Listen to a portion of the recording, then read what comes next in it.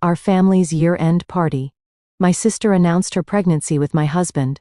Expecting me to collapse. We're a family now, she sneered. I stayed silent, raised a toast, and revealed a shocking truth suddenly. Their world shattered. At our family annual lavish year-end party, my sister Jasmine stood up and placed a hand on her stomach, expecting me to collapse when she announced she was pregnant with my husband. We are a family now, she sneered, while my mother applauded what she called God's will. I stayed silent, raised a toast, and revealed a shocking truth that would leave them homeless in the snow within the hour. Suddenly their world shattered, and the real game began. My name is Dominique Sterling, and at 34 years old, I thought I had curated the perfect life. I am a senior art appraiser for one of the most prestigious auction houses in Chicago. My job is to distinguish between a masterwork and a forgery, to look past the surface paint and see the cracks in the canvas. I thought I was an expert at spotting fakes, but as I stood in the center of my penthouse living room watching the snow fall over Lake Michigan, I realized the biggest frauds in my life were the people holding crystal flutes of my vintage champagne. Before I tell you how I dismantled my husband and sister piece by piece, because mine certainly did that night. The evening started with the deceptively warm glow of the fireplace. My penthouse on the 42nd floor was filled with the soft hum of jazz and the scent of roasted duck and expensive perfume. I had invited my entire family over to celebrate the end of a record-breaking financial year for me. My husband Tyrell was wearing a custom tuxedo I had paid for, acting the part of the doting spouse. He was a life coach, which was a polite way of saying he spent his days at the gym and his evenings spending my money. My younger sister Jasmine was there too, wearing a silk red dress that looked suspiciously like one missing from my closet.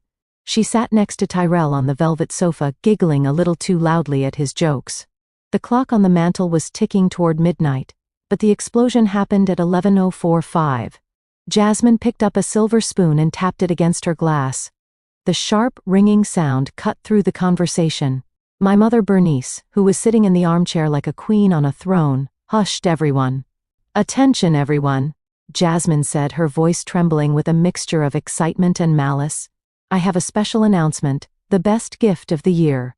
I stood by the kitchen island swirling my wine, expecting her to announce a new job, or perhaps another business venture she would need me to fund.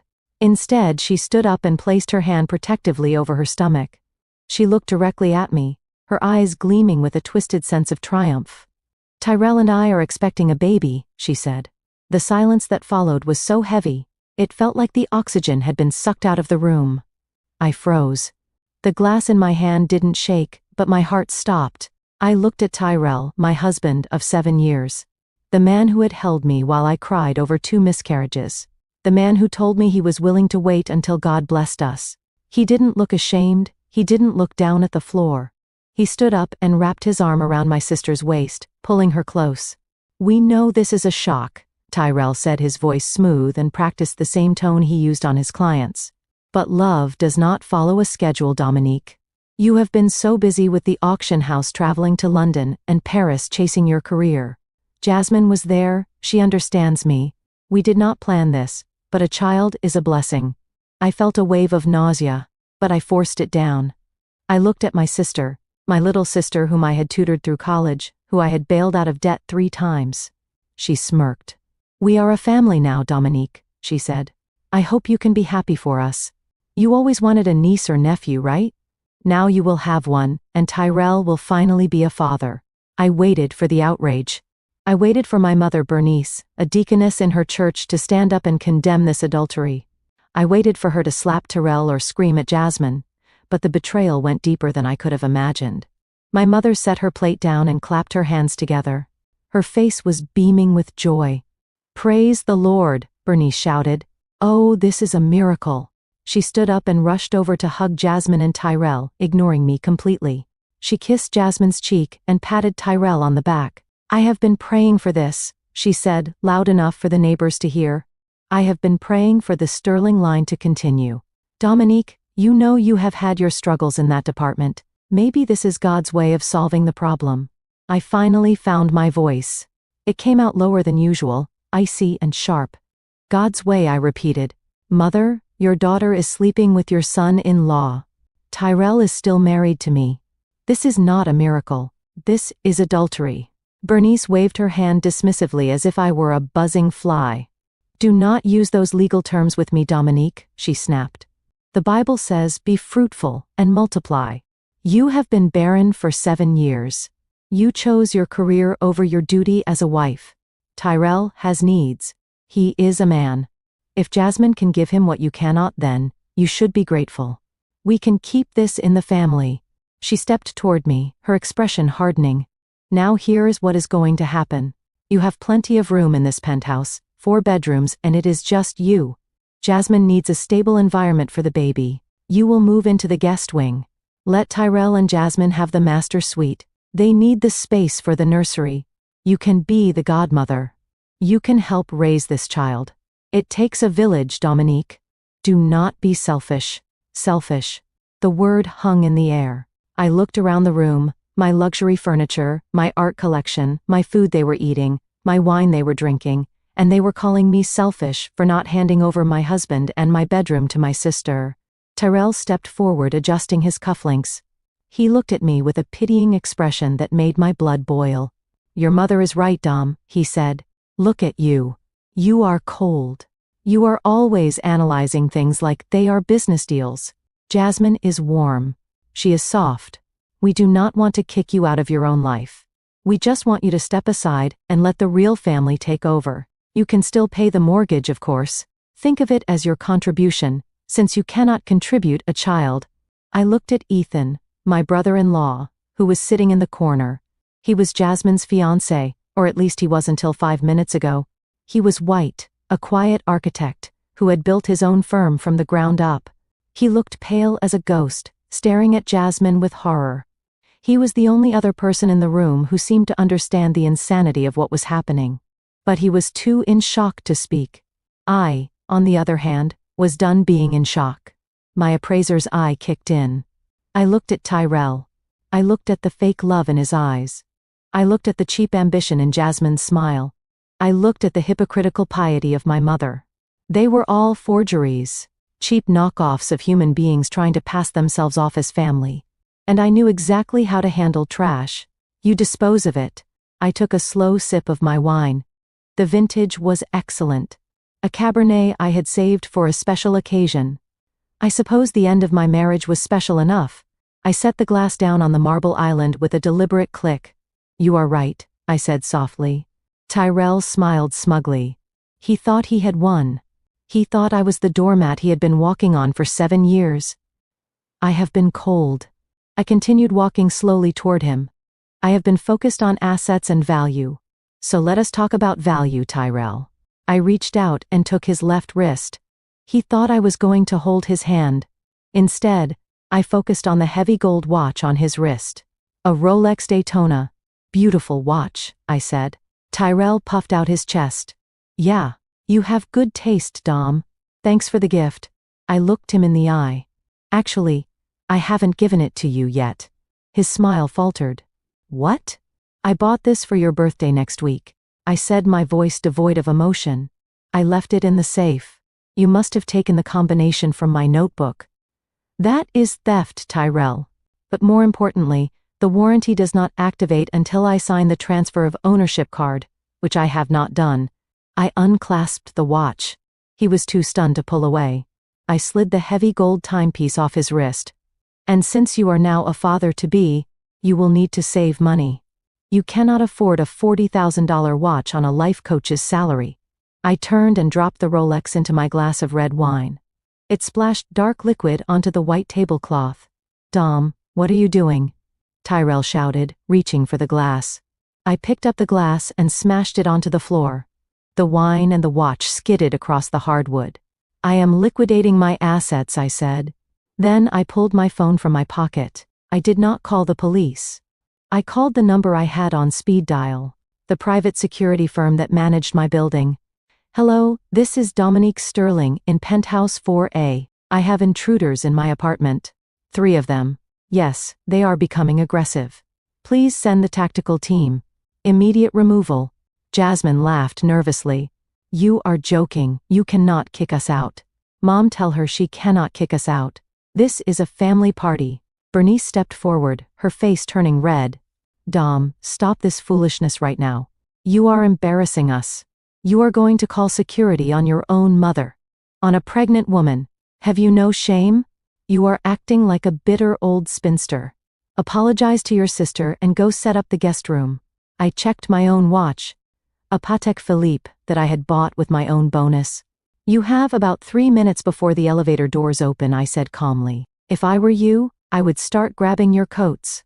It is 10 degrees below zero outside, and I do not think the homeless shelters accept reservations this late at night. Tyrell grabbed my arm. His grip was painful. You can't do this, Dominique. I am your husband. I have rights. This is my home too. I looked at his hand on my arm, then up at his face. Actually, Tyrell, I bought this apartment 2 years before we married. Your name is not on the deed. Your name is not on the mortgage. And thanks to the prenup you signed, because you were so sure you would never cheat. Your name will never be on the deed. As for rights, the only right you have is to remain silent while you get the hell out of my sight. The elevator dinged. The heavy steel doors slid open, and 4 security guards in tactical gear stepped out. They were not the friendly doormen downstairs. These were the men I paid to protect my art collection. They were large-armed, and they did not care about family drama. Miss Sterling, the lead guard asked, stepping into the foyer. Remove them, I said, pointing at my family. They are trespassing. If they resist, arrest them. Tyrell tried to puff up his chest again. Now wait a minute, man. This is a domestic dispute. I am her husband. The guard did not blink. Sir, Miss Sterling is the sole leaseholder. You have been asked to leave. You can walk out, or you can be dragged out. Jasmine started to cry. Real tears this time. But Dom, my coat is in the bedroom. My purse. I need my things. I signaled to the guard. He blocked her path to the bedroom. We will mail your things to whatever motel you end up in, I said. Bernice screamed. You are sending your pregnant sister out into the blizzard. You are demonic, Dominique. I disown you. You hear me. You are no daughter of mine. I walked over to the door and held it open for them. The cold air from the hallway rushed in. You disowned me the moment you clapped for my husband getting my sister pregnant, I said. Goodbye, mother. Don't slip on the ice. The guards moved in. It wasn't graceful. Tyrell tried to argue and got shoved toward the elevator. Jasmine was wailing, clutching her stomach theatrically. But the guards simply escorted her firmly by the elbow. Bernice was shouting Bible verses at me, calling down fire and brimstone. But she moved quickly enough when the guard put a hand on her shoulder. I watched them pile into the elevator. Tyrell, the man I loved. Jasmine, the sister I protected. Bernice, the mother I worshipped. They looked back at me with hatred, with shock, with absolute disbelief that the Bank of Dominique had finally closed its doors. As the doors began to close, Tyrell shouted, You will regret this. You will die alone, Dominique. I didn't answer. I just stood there in my silk blouse, holding my ground as the doors shut, cutting off their noise. The silence returned to the penthouse. It was beautiful. I turned around. Ethan was still sitting in the corner, holding his drink, his knuckles white. He looked up at me, terrified that he was next. I walked over to him. I poured myself a fresh glass of wine from a new bottle. I sat down opposite him. Drink up, Ethan, I said, my voice steady. The trash is gone. Now the real work begins. I picked up my phone and opened my banking app. I had joint accounts with Tyrell, accounts I funded, accounts he used. I tapped the screen. Freeze. Freeze. Then I opened my email and composed a message to my lawyer, Evelyn Vance, subject urgent. Initiate the scorched earth protocol. I looked at Ethan. Are you ready to stop crying and start fighting? I asked him. Ethan wiped his face. His eyes were red, but for the first time I saw a spark of anger in them. What do we do? He asked, his voice hoarse. I smiled, but it wasn't a happy smile. It was the smile of a predator who just spotted prey. We are going to ruin them, Ethan. We are going to take everything. But first, tell me something. When exactly did you find out she was sleeping with him? Ethan took a deep breath. And what he told me next made me realize that tonight's party was just the tip of the iceberg. The betrayal was not just emotional. It was financial criminal, and it had been going on for years. The snow swirled outside my window, covering the city in white, but inside my heart was turning black. They wanted a family. I would give them a war. The silence in my penthouse did not last long. 10 minutes after the elevator doors closed on my screaming family, my phone began to vibrate against the marble countertop. It started as a low hum, a single notification, but within seconds, it transformed into a relentless buzzing that rattled the expensive crystal nearby. I picked it up. My hands steady, despite the adrenaline still coursing through my veins. It was an Instagram notification, then a Facebook tag, then a deluge of direct messages. I unlocked the screen and there they were. Jasmine and Tyrell were live streaming. I tapped the screen. The video quality was grainy, likely shot from the lobby of a nearby hotel, but the audio was crystal clear. Jasmine was huddled in a corner, wrapped in her oversized coat, shivering theatrically. Her mascara was running down her cheeks in perfect tragic streaks. Tyrell had his arm around her, looking into the camera with the eyes of a wounded protector. The viewer count was climbing by the second. 500, 1,000, 5,000. We do not know where we are going to sleep tonight. Jasmine sobbed, clutching her stomach. My sister. My own sister just threw us out. She knows I am pregnant. She knows it is -10 degrees outside. She just does not care. She has this huge apartment, all this money, and she threw us out like garbage because she is jealous. Tyrell leaned into the frame, his jaw clenched. She is heartless, guys. I tried to reason with her. I told her, Dominique, this is your blood. This is a baby. But she looked at me and laughed. She said she cares more about her expensive rugs than her own family. We just want everyone to know the truth about the successful Dominique Sterling. She might be a big shot in the art world, but inside, she is ice cold. I scrolled down to the comments. They were scrolling so fast it was hard to read them all, but the sentiment was unanimous. Example 1. What a monster. Who does that to a pregnant woman? Example 2. Rich people are disgusting. Boy caught her business. Example 3. I hope karma comes for her. She deserves to be alone. I felt a cold tightness in my chest. It wasn't sadness. It was the realization of how quickly the narrative could be weaponized. Jasmine had always been good at this. The damsel in distress, the victim. And I, the successful stoic older sister, was the perfect villain for her story. She was leveraging her pregnancy and my wealth to paint a picture of Dickensian cruelty, conveniently leaving out the part where she was sleeping with my husband. I turned off the phone and poured the rest of the wine down the sink. I did not sleep that night. Instead, I sat in my office chair, watching the sun rise over the frozen lake, formulating my defense. I knew that in the court of public opinion, facts rarely mattered as much as feelings. And right now, everyone was feeling sorry for the pregnant girl in the snow. The real damage became apparent the next morning when I walked into the auction house. Usually my arrival was met with respectful nods and the quiet rustle of productivity. Today, there was a sudden sharp silence. The receptionist, a young girl named Sarah, who usually greeted me with a bright smile, looked down at her desk, her face flushing red. Good morning, Sarah, I said, my voice cutting through the tension. Good morning, Miss Sterling, she mumbled, not meeting my eyes. I walked toward my office, feeling the weight of stares on my back. I could hear the whispers. The video had gone viral locally. In Chicago's tight-knit high society, gossip traveled faster than light. I had barely sat down at my desk when my intercom buzzed. It was my boss, Mr. Henderson. Dominique, could you come to my office now? His tone was not a request. I smoothed my skirt, grabbed my tablet, and walked down the hall. Henderson was a man who cared about two things: the bottom line and discretion. I had just threatened both. He did not offer me a seat. He was standing by the window looking out at the city, holding a printout of a tweet. We have a problem, Dominique, he said, turning to face me. The Grandmaster painting, the Vanderwoods estate. They called this morning. I felt a pit form in my stomach.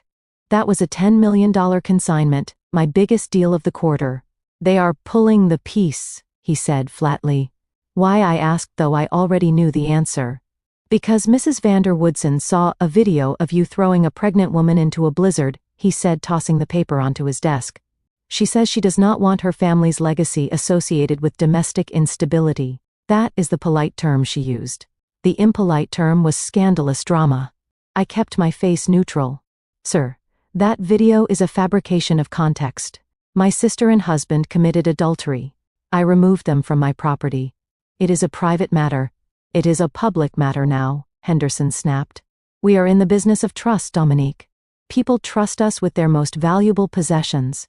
If they think you are volatile, if they think you are cruel, they will take their business to Christie's. Fix this. I do not care how. Get off social media, settle with your family, make it go away. If I lose another client, it will be your resignation letter on this desk. I walked out of his office with my head high, but inside, I was shaking with rage. Jasmine and Tyrell were not just hurting my feelings anymore, they were attacking my livelihood. They were messing with my money, and that was an act of war. I spent the rest of the day in damage control mode. I instructed my team to block comments on our professional pages. I drafted emails to key clients, assuring them of my full attention, avoiding any mention of the personal chaos. By the time I left the office at 7 p.m., I was exhausted, not physically, but spiritually. I arrived back at my building, the doorman giving me a sympathetic but wary look. I took the private elevator up, craving the silence I had fought so hard for. But the silence was broken as soon as the doors opened. Sitting on the floor of my hallway right outside my penthouse door was a figure slumped against the wall. He was wearing a wrinkled coat, his hair was a mess, and he smelled strongly of cheap whiskey. It was Ethan. My brother-in-law looked up as I approached. His eyes were bloodshot swollen, almost shut. He looked like a man who had been hollowed out from the inside. Dom, he slurred, trying to stand up and failing. They are at the Hilton. I saw the post. They are at the Hilton using your credit card probably. Or maybe mine. I don't know anymore. Get up, Ethan, I said, unlocking the door. You are making a scene in the hallway. He stumbled after me into the apartment. He looked around the empty living room, the spot where the confrontation had happened 24 hours ago.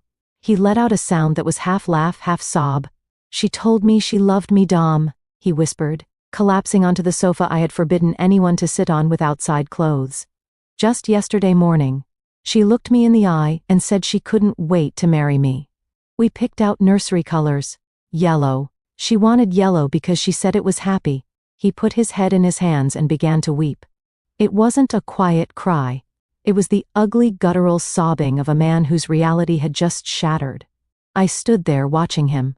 Part of me wanted to comfort him. He was a victim in this just like me. He was a good man, a successful architect kind to a fault. He didn't deserve this. But comfort was not what we needed right now. Comfort was soft. Comfort was weak. And we were under siege. I walked over to the wet bar, poured a glass of ice water, and walked back to him. Ethan, I said sharply. He didn't look up. Why, Dom? Why did she do it? Was I not enough? I gave her everything. I designed her dream house. First, I threw the water in his face.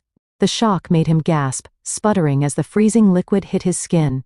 He sat up, blinking rapidly, water dripping from his chin onto his expensive wool coat. What the hell, Dominique, he shouted. I slammed the empty glass down on the coffee table. The sound echoed like a gunshot. Stop it, I hissed, leaning down so my face was inches from his. Stop asking why. Why does a parasite feed on a host? Because it is hungry, and it does not care if the host dies. Jasmine does not love you. She does not love Tyrell. She loves security. She loves money. And right now you are sitting here crying over a woman who is currently laughing in a hotel room, spending your money carrying a baby that she lied to your face about. Ethan wiped the water from his eyes, staring at me. He looked shocked, hurt. But he was listening. You are asking the wrong questions. I continued, my voice low and dangerous. You are asking what you did wrong. You should be asking how you are going to make them pay. Look at me. He looked at me. My husband and your fiancé just humiliated us in front of the world. I lost a $10 million deal today because of their little performance. They are winning, Ethan. As long as you sit here crying into my sofa, they are winning. They think we are weak. They think I am a cold witch, and you are a pathetic loser who will eventually forgive them. I stood up straight, crossing my arms. So I have a question for you. Are you the man who built a skyscraper in downtown Chicago from a single blueprint? Or are you just a wallet for my sister to steal from? Ethan stared at the floor. The water dripped from his nose. His hands were shaking, but slowly he clenched them into fists. He took a deep, shuddering breath. The air in the room seemed to shift. The smell of whiskey was still there, but the smell of despair was fading, replaced by something sharper, anger. He stood up. He was taller than Tyrell, with broad shoulders that were usually slumped in kindness, but now squared with a new resolve. He wiped his face with his sleeve. She used the company card, he said quietly. What I asked? Jasmine, he said, his voice steadier. She has access to my firm's expense account for wedding planning. I got a notification an hour ago. She withdrew $5,000 cash at an ATM near the Hilton. I smiled. It was a small, cold smile. Now we were getting somewhere. That is embezzlement, Ethan, I said softly. That is a felony. He looked at me, and for the first time, I saw the architect in him. The man who understood structure and how to dismantle it. She thinks I am stupid, he said. She thinks I am just the nice guy who pays the bills. I walked over to my desk and pulled out a notepad. Nice guys finish last, Ethan. Tonight we are not nice. Tonight we become the villains they claim we are. Go wash your face. Use the guest bathroom. There is a fresh shirt in the closet that I bought for Tyrell but never gave him. Put it on. He nodded, turning toward the hallway. He paused at the door. Dom? Yes. Thank you for the water. I nodded. Don't mention it. Now, hurry up. We have a forensic audit to conduct before the banks open tomorrow morning. As Ethan walked away, I looked back at my phone. The notifications were still rolling and the hateful comments piling up like snowdrifts. But they didn't sting anymore. I looked at the screen at Jasmine's tear-stained face frozen in the thumbnail. Cry while you can, little sister. I whispered to the empty room, because when I am done with you, you won't have enough tears left to fill a thimble. I sat down at my computer and opened a new file. I named it simply The Eviction. But this wasn't about the apartment anymore. It was about evicting them from our lives, from our finances, and from any hope of a future. The game was on. The manila envelope that landed on my mahogany desk was thick, heavy, and smelled faintly of cheap cologne. It was delivered not by a professional courier, but by a teenager in a pizza delivery uniform, who looked confused to be standing in the pristine lobby of Sterling Auction House. I tipped him $5 and slit the envelope open with my silver letter opener. Inside was a lawsuit. I had expected this. I knew Tyrell would not go quietly into the night, especially not when the temperature outside was still hovering around 0.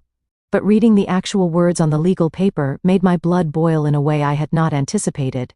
It was a petition for divorce filed by the law offices of Saul Goodman knockoff named Gary Salos, a man whose billboards I had seen on the side of the highway, usually advertising injury settlements for slip-and-fall accidents. Tyrell had hired a strip mall lawyer to sue me. I flipped through the pages, my eyes scanning the demands. They were laughable, yet infuriating. Item 1. Tyrell requested 50% of all marital assets including the penthouse, my art collection, and my retirement accounts. Item 2. Tyrell requested monthly spousal support in the amount of $15,000. And then came the paragraph that made me laugh out loud in my empty office. The petitioner, Mr. Tyrell Sterling, alleges that he sacrificed a promising professional basketball career to support the respondent's demanding schedule as an art appraiser. This sacrifice has caused him significant emotional distress and loss of future earnings. I leaned back in my chair staring at the ceiling. A promising basketball career. Tyrell had played one season at a community college before tearing his ACL during a pickup game at the YMCA, because he tried to dunk on a teenager and landed wrong. He had spent the last 7 years living off my income, driving cars I leased, and calling himself a life coach while his only client was himself. And now he wanted me to pay him for the privilege of having been a parasite. I picked up my phone and dialed Evelyn Vance. Evelyn was not a strip mall lawyer. She was a shark in a Chanel suit, the kind of attorney who made grown men cry in depositions. She answered on the first ring. I have the papers, Evelyn said before I could even speak. My copy arrived 10 minutes ago. I assume you are reading the part about his imaginary NBA career. I am, I said, rubbing my temples. Can he actually get anything, Evelyn? In the state of Illinois. Numbo, Evelyn replied, her voice crisp and reassuring. especially not with the prenuptial agreement we have on file. The infidelity clause is ironclad, Dominique. However, he can make this messy. He can drag this out in the press. He can force you to disclose your financial records publicly, which might spook your clients. That is his leverage. He knows he cannot win in court, so he is trying to win in the court of public opinion. He wants a settlement to go away. I looked at the framed photo on my desk. It was a picture of me and Tyrell from our honeymoon in Bali. I had paid for that trip too. I grabbed the frame and dropped it into the wastebasket. No settlements, I said. I will spend every dime I have on legal fees before I give that man a single cent for his silence. We will proceed with the motion to dismiss, Evelyn said. But Dominique, be careful. Desperate men do desperate things, and he has your sister whispering in his ear now. I hung up the phone, feeling a headache beginning to throb behind my eyes. I wanted to focus on my work.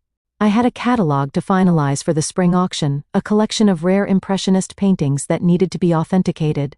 But my focus was shattered 20 minutes later when my intercom buzzed again. Ms. Sterling, the receptionist, said, her voice tight with panic. Your mother is here. I sighed. Send her in, Sarah. I barely had time to stand up before the glass doors to my office swung open. Bernice marched in wearing her Sunday best, a wide-brimmed hat adorned with fake flowers and a fur coat that I knew was synthetic. She looked like she was ready to address the congregation. She did not look like a mother coming to comfort her daughter. She slammed her purse down on my desk, right on top of the divorce papers. You have gone too far, Dominique. She announced, her voice booming off the glass walls. Hello to you too, mother. I said, sitting back down. To what do I owe the pleasure? Don't you take that tone with me, Bernice snapped. I just came from the hotel. The motel's 6, Dominique. My daughter carrying my grandchild is staying in a motel that smells like cigarettes and despair. Because of you. Because of her choices, I corrected calmly. She slept with my husband. Or did you forget that part of the Bible verse? Bernice waved her hand dismissively as if adultery was a minor parking violation. We all fall short of the glory of God, Dominique. The good book says, judge not lest you be judged. Tyrell made a mistake. Jasmine made a mistake. But you are making a choice to be cruel. You are choosing vengeance over family.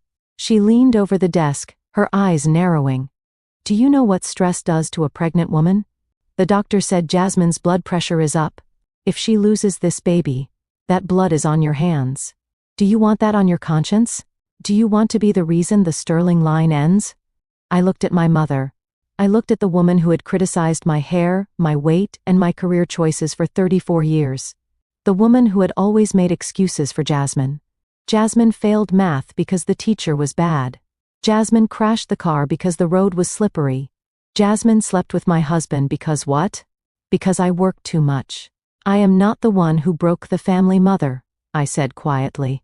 Bernice pulled a tissue from her sleeve and dabbed at her dry eyes. Tyrell is suffering too, she said, switching tactics. He is a broken man. He feels terrible about hurting you. But he had to file those papers. He has to survive, Dominique. He has no home, no income. You cut off his credit cards. How is he supposed to feed your sister? So this was it, the shakedown. Tyrell was the bad cop with the lawsuit, and Bernice was the good cop with the guilt trip. He can get a job, I suggested. Starbucks is hiring. Bernice slammed her hand on the desk. He is a Sterling by marriage. He is not going to work at a coffee shop. Look, Dominique, I am here to offer you a way out. A path to redemption. She straightened up, adjusting her hat. Drop the eviction order. Let them move back into the penthouse just until the baby is born. You can move into a hotel or stay at your condo downtown. Give them a monthly stipend. $5,000. That is nothing to you. Do this and we will stop the lawsuit. We will tell everyone on Instagram that it was a misunderstanding. We will restore your reputation. I stared at her. The audacity was breathtaking. She wanted me to move out of my own home and pay my cheating husband and traitorous sister to live there. And if I refuse? I asked. Bernice's face hardened. The mask of piety slipped. Then the church will know. The community will know. I will tell everyone that you are abusive, that you hate children, that you are jealous of your sister's blessing. You will be a pariah, Dominique. You may have money, But you will have no one. I looked down at the divorce papers again. I thought about Evelyn's warning. He wants a settlement to go away. They were squeezing me from both sides. Legal pressure and social pressure. If I fought them head on, it would be ugly. It would be loud. And it would damage my business. But if I gave in, a thought sparked in my mind. A cold, dangerous idea. I remembered something my mentor taught me about art forgery. Sometimes the best way to catch a fake is to let it enter the market. Let the forger think they have succeeded. Let them get comfortable. And then, when the spotlight is brightest, you reveal the flaw. I needed them close. I needed them where I could see them. But not in my penthouse. My expression softened. I let my shoulders slump as if I was defeated. You are right, Mother, I said, lowering my voice. Bernice blinked, surprised by my sudden capitulation. I am. Yes. I have been angry. I have been hurt. But you are right. The baby is innocent. I do not want anything to happen to my niece or nephew. Bernice smiled a triumphant smirk that made my stomach turn. Praise God. I knew you had a heart in there somewhere. So, I will call Tyrell. They can move back in tonight. No, I said quickly. Not here. Bernice frowned. Why not? Because the paparazzi are already camping outside the building. I lied smoothly. Jasmine needs peace and quiet. She needs fresh air. She does not need cameras in her face every time she leaves the building. I opened my drawer and pulled out a set of keys. They were heavy brass keys attached to a leather fob. The lake house, I said. Bernice's eyes widened. The lake house in Wisconsin. The one you bought last year. I nodded. It is 2 hours away. It is private. It is fully stocked with food. There is a fireplace. It is a winter wonderland right now. Perfect for a pregnant woman to rest. I slid the keys across the desk. Let them stay there. I will pay the utilities. I will send a weekly grocery delivery. I will even give them a debit card with a modest allowance for emergencies. Bernice snatched the keys up as if they were made of gold. And the lawsuit, she asked? I will not contest the divorce, I said. We can work out the details later. But tell Tyrell to pause the legal action. If we are going to be a family again, we do not need lawyers. Bernice beamed. She walked around the desk and hugged me. It was a stiff, awkward hug. She smelled of mothballs and hypocrisy. You are doing the right thing, Dominique. God will bless you for this. You are finally acting like a big sister. I watched her walk out of the office, keys jingling in her hand. She looked victorious. She thought she had bullied me into submission. She thought she had won. As soon as the door closed, I picked up my phone and called Ethan. He answered on the first ring. He sounded sober, which was an improvement. They took the bait, I said. What did you give them? Ethan asked. The lake house, I replied. They are moving in tonight. There was a pause. Dom, isn't that place isolated? Extremely, I said. And Ethan? Did you finish installing the new security system I asked you to look at last month? The one with the internal cameras and audio recording for insurance purposes. Yes, Ethan said slowly. The cloud server is active. You can access it from your phone. Every room is wired except the bathrooms. Good, I said. But why, Dom? Ethan asked. Why give them a vacation home? Because Ethan, I said, turning my chair to look out at the gray city skyline. In the penthouse, they are my guests. But at the lake house, they are my prisoners. They just don't know it yet. I need to know everything they say. I need to know their next move before they make it. And most importantly, I need them to feel safe. I hung up the phone and pulled up the security app on my tablet. A grid of black screens appeared labeled living room, kitchen, master bedroom. I was not just an art appraiser anymore. I was a surveillance operator. Bernice was right about one thing. God works in mysterious ways. But she forgot that the devil works harder. And I was just clocking in. The trap was set. Now all I had to do was wait for them to walk into it. And based on what I knew about my husband and sister, it wouldn't take long for them to start turning on each other once the boredom set in. I picked up the divorce papers and fed them into the shredder one page at a time, listening to the satisfying sound of Tyrell's demands being turned into confetti. See you in Wisconsin, Tyrell, I whispered. The art of deception is not about telling a lie that sounds true. It is about telling a lie that the other person desperately wants to believe. My husband Tyrell and my sister Jasmine wanted to believe that I was weak. They wanted to believe that my biological clock was ticking so loudly that it drowned out my self-respect. They wanted to believe that despite everything, I was still the dutiful daughter and the devoted wife who would sacrifice her own dignity to keep the sterling name intact. And so I prepared to give them exactly what they wanted. I invited them to dinner 2 nights after my mother stormed into my office. I did not hire a caterer. I did not have the housekeeper set the table. I did it myself. I wanted them to see me in the kitchen wearing an apron looking domestic and defeated. I wanted Tyrell to see the woman he thought he had broken. When the doorbell rang at 7 o'clock sharp, I took a deep breath. I checked my reflection in the hallway mirror. My makeup was softer than usual. I had left my hair down. I looked tired. I looked resigned. Perfect. I opened the door and there they were. Tyrell was wearing a suit I had bought him 3 Christmases ago. He looked tired too, but there was a smugness in the set of his jaw that made my skin crawl. Jasmine was standing slightly behind him wearing a loose-fitting dress that emphasized a baby bump that was barely there. She looked wary like a stray cat that wasn't sure if it was being fed or kicked. "Hello," Dominique Tyrell said. His voice was deep and smooth. The voice he used when he was trying to charm a new client into signing up for a life coaching package they didn't need. "Hello, Tyrell," I said, stepping back to let them in. "Hello, Jasmine." Jasmine mumbled a hello, avoiding my eyes. She clutched her purse tightly to her chest as she walked into the foyer. I watched her scan the room looking for the security guards who had thrown her out just 48 hours ago. "They are not here," I said quietly, closing the door. "Just us." We moved into the dining room. I had prepared a roast beef dinner. Comfort food. The kind of meal my mother used to make when she wanted to smooth over a family argument.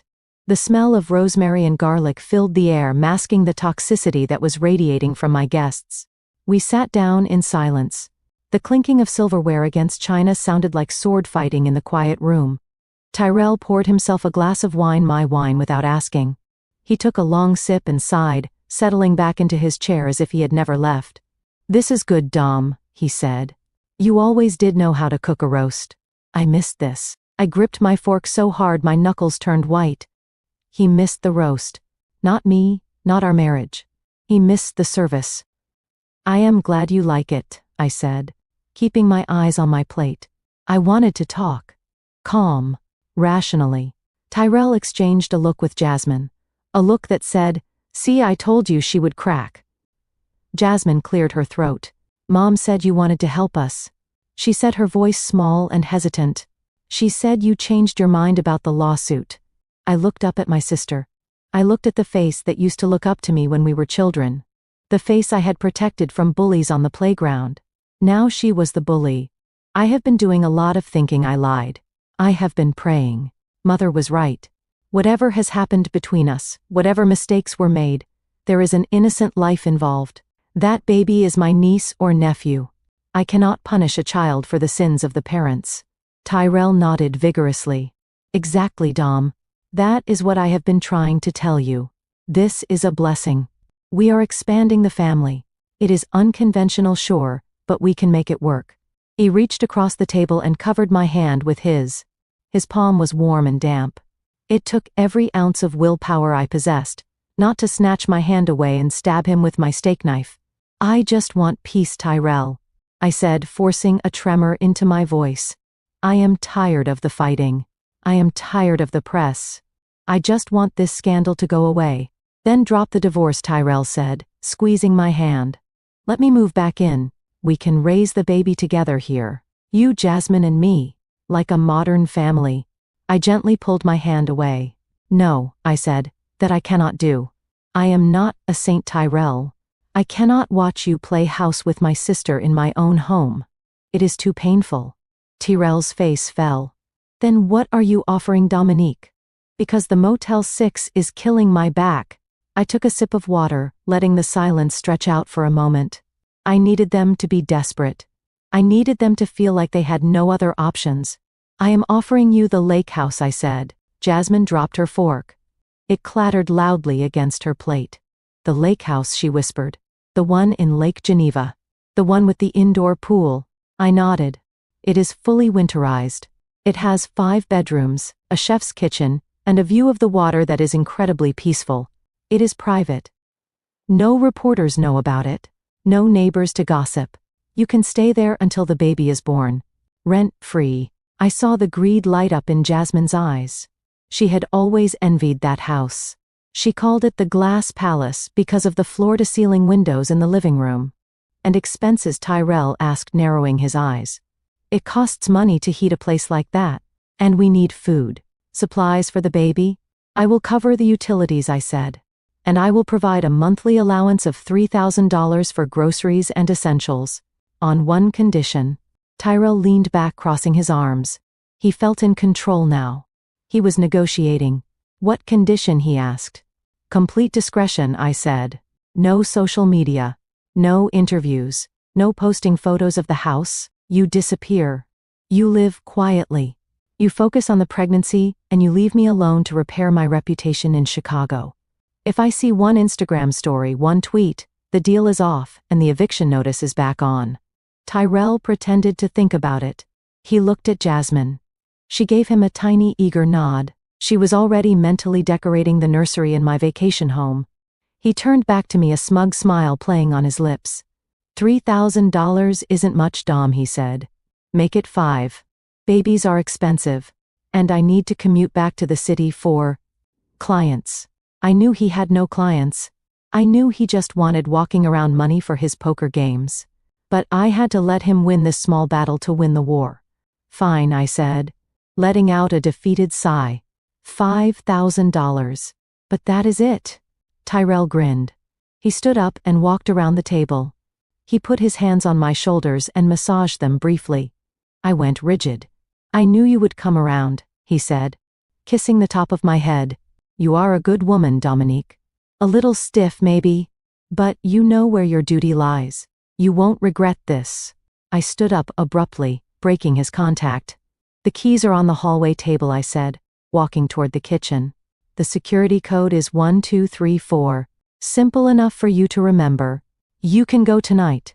The pantry is stocked. They didn't even finish their dinner. They were too excited. I heard them in the hallway whispering aggressively. Did you see her face? Jasmine whispered. She is broken. I told you, Tyrell replied. She needs me. She can't function without me. We got the house, babe. We got the house and the money. We are set. I heard the front door open and close. I heard the lock click. I stood in the kitchen staring at the half-eaten roast beef. The silence rushed back into the penthouse. But this time it wasn't lonely. It was expectant. I waited 5 minutes to make sure they were actually in the elevator. Then I walked into my office and locked the door. I sat down at my desk and opened my laptop. I logged into a secure server that Ethan and I had set up over the weekend. Tyrell thought he was a negotiator. He thought he had squeezed a free vacation and a salary out of his ex-wife. He thought the lake house was a sanctuary. It wasn't a sanctuary. It was a soundstage. Ethan had been brilliant. When I told him the plan, he had driven up to Wisconsin overnight. He had installed high-definition microphones in the living room, the kitchen, and most importantly, the master bedroom. He had placed cameras in the common areas, disguised as smoke detectors and motion sensors. I typed in the password. The screen flickered to life. A grid of 6 camera feeds appeared. The house was dark and quiet, currently waiting for its new tenants. I checked the audio feed. Crystal clear. I could hear the hum of the refrigerator in the kitchen 300 miles away. I leaned back in my chair and poured myself a glass of real scotch. Not the cheap wine I had served them. They thought I was giving them privacy. In reality, I was putting them in a glass jar. Tyrell was right about one thing. Babies are expensive, but ignorance is going to cost him everything. I watched the screen waiting. It would take them about 2 hours to drive there. 2 hours until the show began. I picked up my phone and sent a text to Ethan. The Trojan horse is inside the gates. Get the popcorn. Then I sat there in the dark watching the empty rooms of my beautiful lake house waiting for the rats to move in. I wondered how long it would take for them to start talking. I wondered how long it would take for Tyrell to call his bookie, or for Jasmine to call whoever the real father was. Because one thing I knew for sure about liars is that they cannot help themselves. When they think no one is listening, they tell the truth. And I would be listening to every single word. The digital clock on my laptop screen ticked forward. My anger, which had been a hot, raging fire all day, cooled into something hard and sharp like a diamond. "Go ahead, Tyrell," I whispered to the screen. "Get comfortable. Drink my liquor. Sleep in my sheets. Think you have won. Because the higher you climb, the harder you fall. And I am the one controlling the gravity." About 2 hours and 15 minutes later, headlights swept across the driveway on camera 1. I sat up. A car door slammed. Camera 2 in the living room showed the front door opening. Tyrell walked in first carrying a duffel bag. He flipped the light switch. The room flooded with warm light, revealing the stone fireplace and the plush leather furniture. He dropped the bag on the floor and spun around, spreading his arms wide. "Welcome to the good life, baby," he shouted, his voice coming through my speakers loud and clear. Jasmine walked in, shaking snow off her coat. She looked around wide-eyed. "Oh my God, Tyrell," she said. "This place is amazing. Look at that view." Tyrell laughed. He walked over to the mini bar in the corner and grabbed a bottle of bourbon. "I told you she would cave," he said, pouring a drink. "Dominique is weak. She talks tough, but deep down she is desperate for approval. We just have to keep playing the victim card, and she will keep signing the checks." Jasmine walked over and took the glass from him, taking a sip. "Do you think she suspects anything?" she asked. "About the baby," Tyrell scoffed. "Please, Dominique is book smart, but she is street stupid. She thinks this is a miracle. She has no idea. Besides, who is she going to believe, us or her own paranoia?" He toasted the empty air. "To the Sterling family," he said, "and to the idiot paying for it." I watched them clink glasses. I watched them laugh at my expense. I took a sip of my scotch. "Cheers, Tyrell," I said to the empty room. "Enjoy the drink. It will be the last one you ever enjoy on my dime." I reached for my notepad and wrote down the timestamp. 9:42 p.m. Admission of manipulation. This was going to be easier than I thought. While Tyrell and Jasmine were waking up to the pristine view of a frozen lake, believing they had won the lottery, I was waking up to a spreadsheet full of red ink. The morning sun was streaming through the windows of my office at the auction house, but the light did nothing to warm the chill in the room. Ethan was sitting across from me, and the man looked like he had aged 10 years in 2 days. He had spent the entire night going through the books of his architecture firm. Jasmine had been his office manager for 3 years. He had trusted her implicitly. She handled payroll invoices and vendor contracts. He was the creative genius, and she was the organized sister-in-law who kept the lights on. Or so he thought. Ethan pushed a stack of papers across the mahogany desk toward me. His hands were shaking, not from sadness this time, but from a rage so deep it vibrated in the air between us. "Look at page 4, Ethan said, his voice rough like gravel. "Look at the vendor payments for the last 18 months. I picked up the document. My eyes scanned the rows of numbers. I saw payments to a company called TS Consulting. The amounts were irregular. 2,000 here, 5,000 there. Sometimes 10,000 on a Friday afternoon. "Who is TS Consulting?" I asked, though I already had a sickening suspicion. Ethan laughed a dry, humorless bark. "I looked up the LLC registration this morning," Ethan said. "It stands for Tyrell Sterling." I felt the blood drain from my face. My husband had been billing my brother-in-law's company for consulting services. What kind of consulting does an architect need from a failed basketball player? None. Ethan replied. Those were phantom invoices. Jasmine was writing checks to Tyrell from my business account. She coded them as site management fees or expediting costs. I never checked because I trusted her. She was my fiancée Dom. She was supposed to be the mother of my children. I pulled out my calculator and started punching in the numbers. My fingers flew across the keys. The total climbed higher and higher. $212,000, I whispered, staring at the final figure. She stole over $200,000 from you in less than 2 years. Ethan nodded, staring at the floor. That is the down payment for the new house we were going to build, he said softly. That is the profit margin for the entire fiscal year. She didn't just cheat on me, Dom. She robbed me. She gutted my company to fund his lifestyle. I leaned back in my chair, trying to make sense of it. I knew Tyrell liked nice things. I knew he liked expensive dinners and custom suits. But I paid for those. I paid for the lease on his Range Rover. I paid for his gym memberships. Why did he need an extra 200 grand in cash? He isn't buying clothes with this, Ethan said, answering my unspoken question. Look at the dates of the withdrawals. They always happen on Thursdays. I looked. He was right. Every Thursday, a check was cut. What happens on Thursdays? I asked. Ethan pulled out another piece of paper. This one was a screenshot from a sports betting website.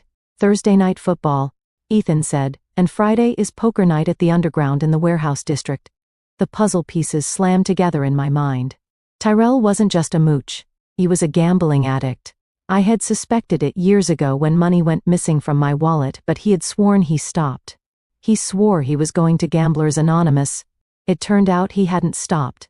He had just found a new bank, and that bank was my sister. This explains everything, I said, standing up and pacing the room. It explains why Jasmine was always broke despite her salary. It explains why Tyrell was always desperate for cash. He was bleeding you dry to pay the house. But 200 grand is a lot of money, Ethan said. Where did it go? He doesn't have any assets to show for it. I walked over to the window looking down at the busy Chicago street. That is the question, isn't it? I said. If he stole 200 grand and he is still broke, then he didn't win. He lost. And if he lost that much money to the wrong people, I didn't finish the sentence. I didn't have to. I picked up my phone and dialed a number I hadn't used in 5 years.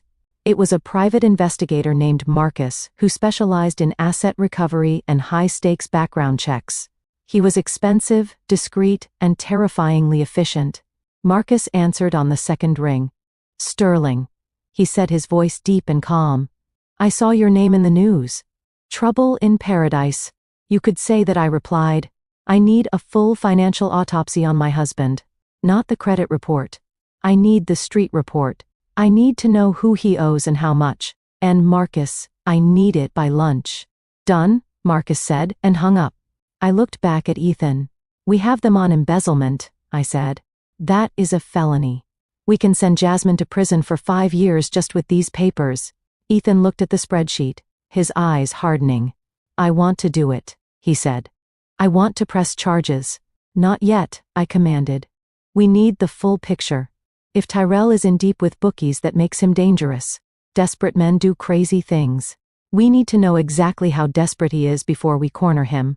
The answer came 3 hours later. My computer pinged with an encrypted email from Marcus. The subject line was simply the whole. I opened the attachment. It wasn't a spreadsheet. It was a dossier. Photos of Tyrell entering an unmarked door in a bad part of town. Photos of him arguing with a man who looked like he broke femurs for a living. And a scan of a handwritten ledger that Marcus had somehow acquired. I read the summary and felt a cold chill run down my spine. Tyrell didn't just lose Ethan's money. He had chased his losses. He had borrowed on margin. He had taken loans from loan sharks at 60% interest. The total debt was $540,000. And the deadline for payment was the end of the month. I looked at the calendar. That was in 2 weeks. Oh my God, I whispered. Ethan looked over my shoulder reading the report. He is a dead man walking, Ethan said. If he doesn't pay, they will kill him. I sat back in my chair, my mind racing. This is why they did it. I realized aloud. The pregnancy, the baby, the lawsuit. It wasn't just about jealousy.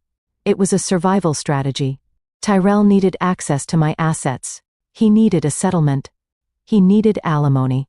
He needed 50% of the penthouse so he could liquidate it and pay off the sharks before they put him in a concrete coat. He isn't fighting for custody of a child, I said. He is fighting for his life. And he used my sister as the vessel to get to my money. Does Jasmine know? Ethan asked. I thought about it. Jasmine was greedy, but she wasn't suicidal. I don't think she knows the extent of it, I said. She thinks they are Bonnie and Clyde pulling a fast one on the rich sister. She doesn't realize she's the getaway driver for a man who has a target on his back. Just then, my phone buzzed with a notification.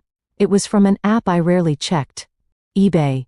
I had set up alerts years ago for specific designer items, rare vintage pieces that I collected. The alert read, New listing matching your saved search, Chanel Classic Flat Bag, limited edition alligator. I frowned. That was a very specific bag. I owned one. It was a gift to myself when I made partner at the auction house. It was worth $30,000. I clicked the link. The photos were blurry but unmistakable. The bag was sitting on a bedspread with a distinctive floral pattern. The pattern of the guest bedspread at my lake house. I scrolled to the seller's profile. The username was BallerLife88. The account was created 2 days ago. Location Lake Geneva, Wisconsin. I felt a surge of pure, unadulterated fury. He is selling my bags, I said, my voice trembling. He went into the master closet at the lake house, which I specifically locked, and he is selling my collection on eBay for pennies on the dollar. I showed the screen to Ethan. Buy it now. Price is $5,000, Ethan read. He is selling a $30,000 bag for $5,000. He needs quick cash, I said. Probably to pay the interest on the loan so they don't break his thumbs this week. I stood up and grabbed my coat. Where are you going? Ethan asked. I am not going anywhere, I said. I am going to buy the bag. I tapped the Buy It Now button on my phone. Transaction complete. I walked over to the window, staring out at the gray sky. He is stealing from me while living in my house, eating my food and sleeping with my sister, I said quietly. He thinks he is clever. He thinks he is a hustler. I turned back to Ethan. He just committed grand larceny across state lines, I said. Add that to the embezzlement. Add that to the fraud. Ethan stood up, his face grim. So do we call the police now? He asked. No, I said, a slow, dangerous smile spreading across my face. We wait. We let him think he sold the bag. We let him think he has some cash coming. We let him feel safe. And then we confront him when he has nowhere left to run. I looked at the live feed of the lake house on my second monitor. Tyrell was in the living room, pacing back and forth on the phone, probably begging for more time from his creditors. You dug your own grave, Tyrell, I whispered. I am just going to help you fill it in. Ethan picked up the stack of financial records. I will keep digging, he said. If he embezzled 200 grand, there has to be more. I want to know every cent he took. Do it, I said. And Ethan, yeah, when we are done with them, they won't just be broke. They will be in debt to society for a very long time. Ethan nodded and walked out of the office. I sat alone in the silence, looking at the picture of the Chanel bag on my phone screen. He sold my memories for poker chips. He sold my trust for a quick fix. I picked up my pen and wrote a new note on my legal pad. Loan sharks, 500,000. Embezzlement, 200,000. Theft, 30,000. The bill was coming due, and unlike Tyrell, I always collected my debts. The phone rang again. It was Marcus. One more thing, Sterling, Marcus said.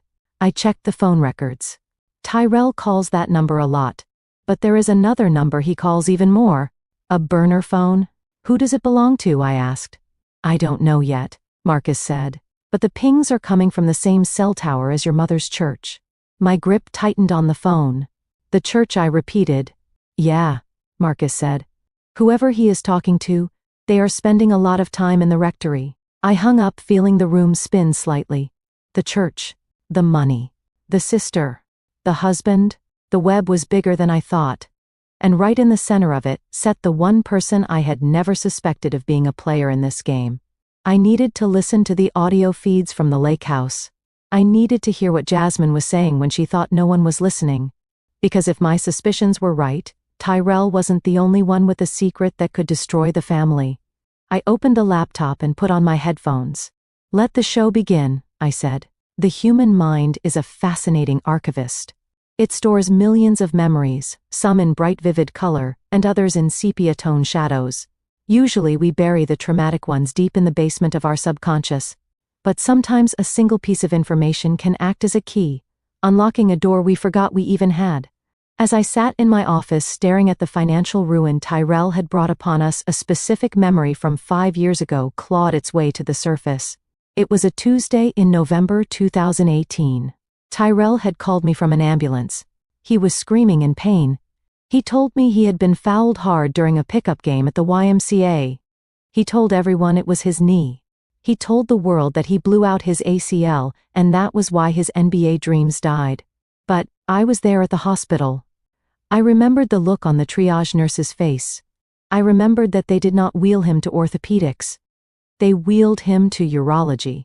I sat up straight in my chair, my heart hammering a new rhythm against my ribs. Ethan looked up from his stack of invoices. "What is it, Dom? You look like you just saw a ghost." I did not answer him immediately. My fingers were already flying across my laptop keyboard, closing the bank statements and opening a new browser window. I navigated to the portal of our health insurance provider. Because I was the primary breadwinner, I was the primary policyholder. Tyrell was a dependent. And because Tyrell was lazy, he never managed his own medical logins. He relied on me to pay the premiums, to file the claims, and to store the records. I typed in my password. The screen loaded a blue dashboard showing our coverage history. I remembered the surgery. It was emergency surgery. Tyrell had been so embarrassed afterwards.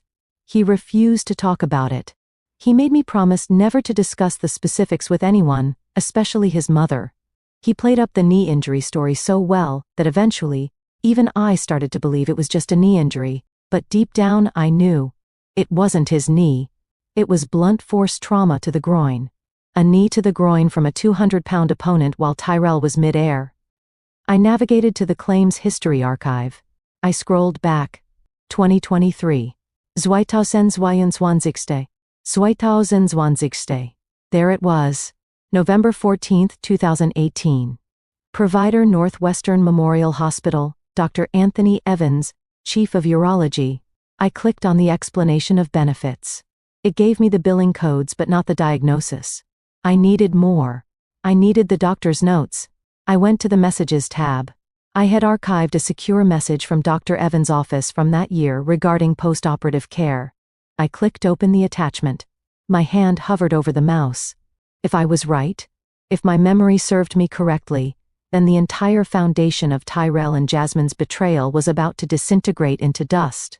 I opened the PDF. It was a surgical summary. I skipped past the technical jargon about anesthesia and incision sites. I scanned down to the prognosis section. The words were black and stark against the white background. Patient suffered bilateral testicular rupture due to severe blunt force trauma. Emergency reconstruction attempted due to prolonged ischemia and extensive tissue damage. Viability is compromised. I read the next line, and the air left my lungs. Post-operative analysis confirms azoospermia. Patient has been advised that natural conception is a statistical impossibility. The condition is irreversible. Patient declined sperm banking prior to procedure due to emergency nature of surgery. I read it again. Irreversible. Statistical impossibility. I sat back in my leather chair and let out a breath that sounded like a laugh but felt like a sob. Tyrell was sterile. He had been sterile for 5 years. He knew it. The doctor had told him. I remembered now. I remembered him crying in the hospital bed, not from pain but from a deep guttural shame. He had told me he was crying because he couldn't play ball anymore. But he was crying because he felt like he was less of a man. And in the African American community, especially for a man like Tyrell, whose entire identity was wrapped up in his masculinity and his physical prowess, this was a secret worth killing for. This was why he never talked about it. This was why he compensated with the flashy cars and the womanizing. He was trying to prove a virility he did not possess. But there was a bigger implication here. A much bigger one. I turned the laptop screen toward Ethan. "Read the highlighted paragraph," I said, my voice trembling with suppressed energy. Ethan leaned. He squinted at the screen. He read the word slowly, moving his lips slightly. Bilateral rupture. Azoospermia. Impossible. He stopped. He looked up at me. His eyes were wide, enormous pools of confusion that slowly clarified into shock. "Wait, Dom," he whispered. "If Tyrell is sterile." I nodded slowly. "If Tyrell is sterile, then he cannot be the father," I said. Ethan stood up. He knocked his chair over. It clattered to the floor, but neither of us moved to pick it up. "But Jasmine is pregnant," Ethan said, pacing the room. "I saw the test. I saw the ultrasound pictures she posted on Facebook. She is definitely pregnant." Yes, I said, standing up to join him. She's pregnant, but not by my husband. Ethan ran a hand through his hair, pulling at the roots. This means she is lying to him too. I walked over to the window, looking out at the city lights. My mind was racing, connecting dots that I didn't even know existed. Think about it, Ethan, I said. Tyrell is desperate for money. Jasmine is desperate for attention and status. They team up. Jasmine gets pregnant. She tells Tyrell it is a miracle. A 1 in a million shot. Tyrell wants to believe it. His ego needs to believe it. He thinks God has healed him. He thinks he is a super stud who defied medical science. So he buys into the lie, Ethan continued. And he uses the pregnancy to sue you for alimony. To claim he has an heir. Exactly, I said. He is basing his entire lawsuit, his entire claim to my fortune, on a child that biologically cannot be his.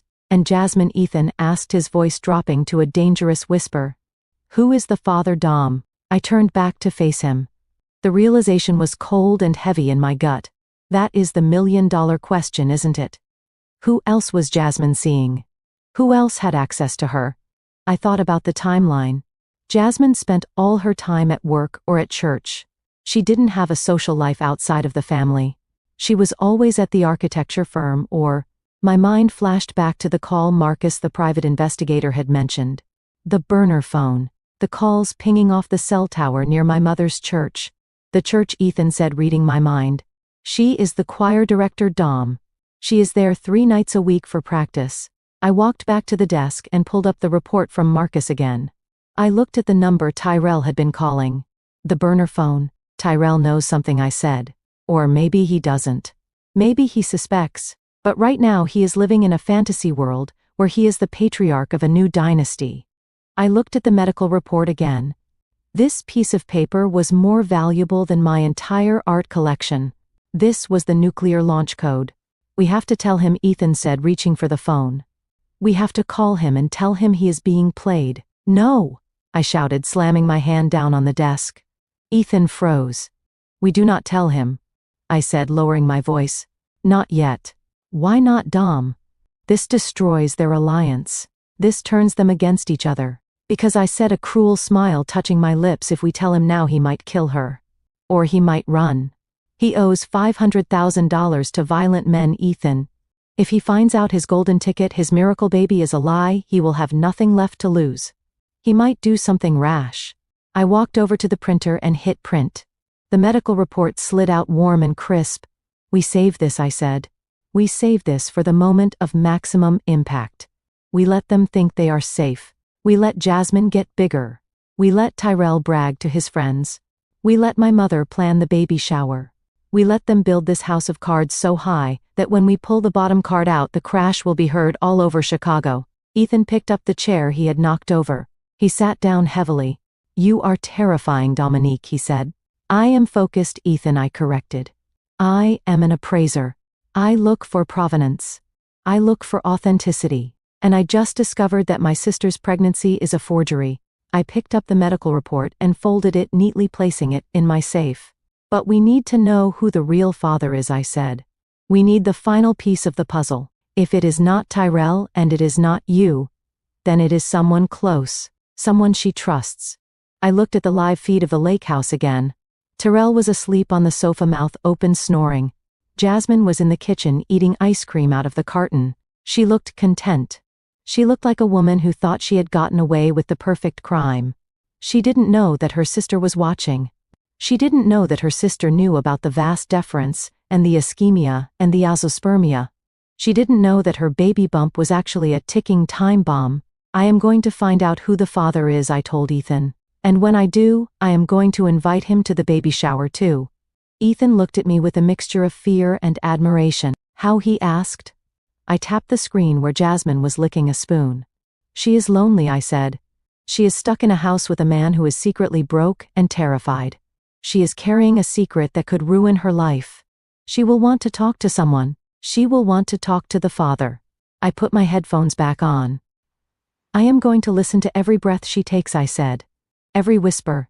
Every phone call. And just as I said that, on the screen, Jasmine pulled a phone out of her pocket. Not her main phone. A small cheap flip phone. A burner. She looked over her shoulder at the sleeping Tyrell. Then she walked into the pantry and closed the door. I turned up the volume on the kitchen microphone. It was muffled through the door, but I could hear her voice. Pick up, she whispered. Then a pause. Hello? She said, her voice softening into a tone I had never heard her use with Ethan. It is me. I am safe. We are at the lake house. No. He doesn't suspect anything. He thinks it is a miracle. I held my breath, pressing the headphones tighter to my ears. I need money, Jasmine whispered. Tyrell is broke. I need you to help me. If this baby comes out looking like you. She stopped. I know, she hissed. We have to be careful. But I miss you. I hate it here with him. I wish I was with you at the rectory. The rectory. My eyes locked with Ethan's. The rectory is the housing for the clergy. My mother's church. Jasmine was sleeping with the pastor. I ripped the headphones off and stared at Ethan. It is Pastor Jenkins, I whispered. The man who baptized us. The man who married me and Tyrell. The man my mother treats like a living saint. Ethan's jaw dropped. Pastor Jenkins is 60 years old, Dom. He is married. He is rich, I said. And he has influence. And Jasmine has always had a thing for older men with power. I looked back at the screen. Jasmine was coming out of the pantry looking flushed and anxious. This is it, I said. This is the end game. Tyrell thinks he is the father. Ethan thinks he was the fiancé. But the real father is the pillar of the community, the moral compass of our family. I felt a laugh bubbling up in my chest. A dark, hysterical laugh. My mother said this baby was God's will, I said. It turns out it was just the pastor's will. I stood up and grabbed my coat. Come on, Ethan, I said. Where are we going? He asked. To church, I said. I think it is time we paid a visit to the good Reverend. We need a sample. A hair. A cup. Anything for a DNA test. The medical anomaly was solved. Tyrell was shooting blanks. But Pastor Jenkins? He apparently didn't miss. And I was going to make sure his aim destroyed everything he had built. The glow of the laptop screen was the only light in my office, casting long dancing shadows against the walls filled with art I had spent a lifetime collecting. Ethan and I sat in silence, sharing a bottle of water and a pair of high-definition headphones. We were like two ghosts haunting the living. We were watching the Lake House live feed, waiting for the other shoe to drop. It was 2 a.m. On the screen, Tyrell was passed out on the leather sofa. His mouth open. His arm hanging limp over the side. The bourbon bottle on the coffee table was empty. He looked pathetic. He looked like a man who was trying to drink away the knowledge that his kneecaps had an expiration date. But Jasmine was awake. I watched her on camera 3, which covered the kitchen. She was pacing back and forth, wearing one of my silk robes that she had stolen from the master closet. She looked agitated. She kept checking her phone, the cheap burner phone, not her regular one. She stopped in front of the refrigerator, staring at her reflection in the stainless steel. Then she dialed. I turned up the volume on the audio feed. The microphone hidden in the crown molding picked up every breath. Pick up, she hissed. Pick up, you old fool. She waited. She tapped her fingernails against the granite countertop. The sound was sharp and rhythmic like a ticking clock. Finally she began to speak. Her voice changed instantly. It dropped an octave, becoming breathless and fearful. Hello, she said. I am sorry to call so late. I know you are at home with Sister Margaret, but I had to call. Tyrell is asleep. She paused, listening to the person on the other end. I know we agreed no calls, she said, her voice rising slightly. But the situation has changed. Dominique kicked us out. We are at the lake house. No. Nobody knows where it is. We are safe. But we are broke. I looked at Ethan. He was scribbling notes on a legal pad, his brow furrowed. I need more than prayers right now, Jasmine said. I need cash. Tyrell has debts. Bad debts. If he doesn't pay them, he is going to spiral. And if he spirals, he might start talking. You don't want him to talk, do you?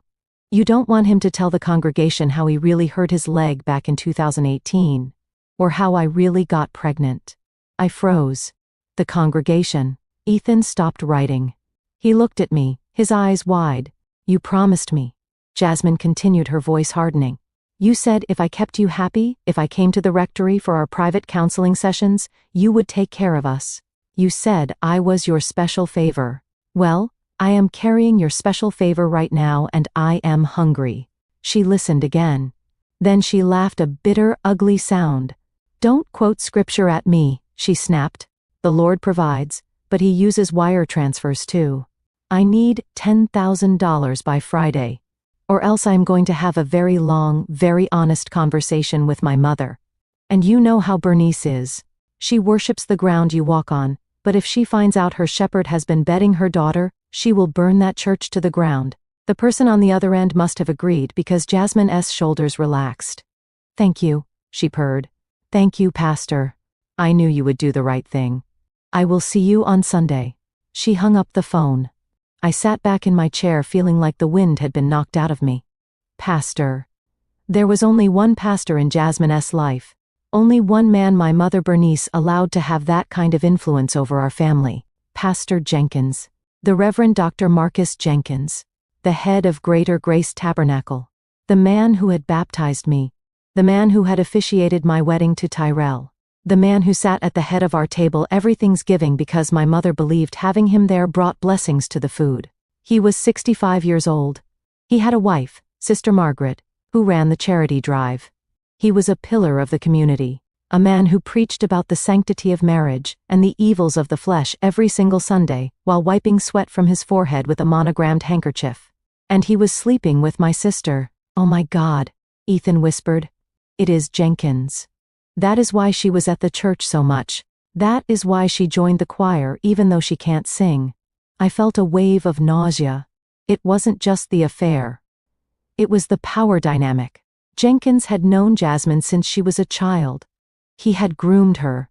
He had used his position of authority, his connection to our mother, to get close to her. And now she was using that same connection to blackmail him. But the horror wasn't over. On the screen, the living room light flickered. Tyrell was waking up. I watched as he stumbled into the kitchen rubbing his eyes. He saw Jasmine standing there clutching the burner phone. Who were you talking to? He mumbled, his voice thick with sleep and alcohol. Jasmine didn't hide the phone. She didn't look guilty. She looked triumphant. The bank, she said. Tyrell straightened up. The mention of money sobered him up instantly. Did he pick up? Tyrell asked. Yeah, Jasmine said, walking over to the island. He picked up. He tried to give me the runaround, talking about faith and patience. I told him faith doesn't pay the loan sharks, and Tyrell asked, stepping closer. He is wiring $10,000 on Friday, Jasmine said. Tyrell let out a whoop of joy. He grabbed Jasmine and spun her around. I knew it, he shouted. I knew the old man would pay up. He is too scared of his reputation. He would sell his soul to keep Sister Margaret from finding out. He kissed Jasmine on the cheek. A loud, wet smack. You are a genius, baby, Tyrell said. A genius. We are going to bleed him dry. We take his money, we take Dominique's money, and we live like kings. I stared at the screen, unable to comprehend what I was seeing. Tyrell knew. He wasn't just a cuckold. He wasn't just a victim of a lie. He was a participant. He knew the baby wasn't his.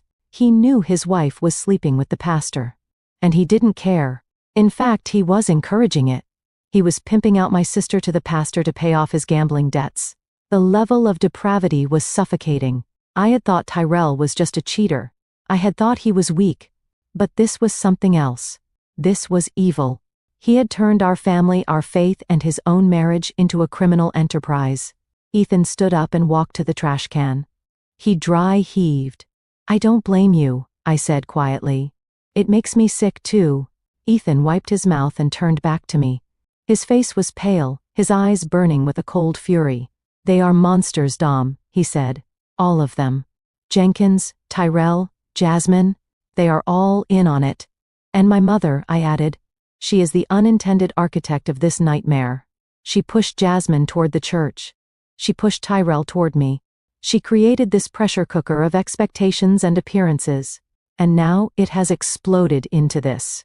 I looked at the image of Tyrell and Jasmine celebrating in my kitchen. They were opening a bottle of champagne now. My champagne. Toasting to their successful extortion of a clergyman. I felt a strange calm settle over me. It was the calm of absolute clarity. There was no going back now. There was no mercy left in my heart. Before tonight, I had planned to ruin them financially. I had planned to embarrass them. But now? Now I had to destroy them. I had to burn the whole corrupt structure down to the ground. I turned to Ethan. "We have the recording," I said. "Yes," Ethan said. "It is saved to the cloud." "Good. Now we need the proof." "What kind of proof?" Ethan asked. "Physical proof," I said. "We know Tyrell is sterile. We know Jenkins is the father. But a jury needs more than a wiretap. A congregation needs more than a rumor. We need DNA." I opened my laptop and pulled up the church's website. I looked at the schedule. "Sunday service is in 3 days," I said. "Pastor Jenkins will be preaching. Jasmine will be there in the choir loft, playing the role of the saintly mother-to-be. Tyrell will be in the front row, playing the proud father. And my mother will be there wearing her biggest hat, praising the Lord for her blessings. I am going to be there too," I said. Ethan looked at me. "You are going to church. You haven't been back there since the wedding." "I am going back," I said. "And I am going to get close to Jenkins. I need a sample, a hair, a used tissue, a coffee cup, anything." "But how?" Ethan asked. "He is surrounded by deacons. You can't just walk up and pluck a hair from his head." I smiled. It was a cold, sharp smile. "I am a major donor, Ethan, or at least I used to be.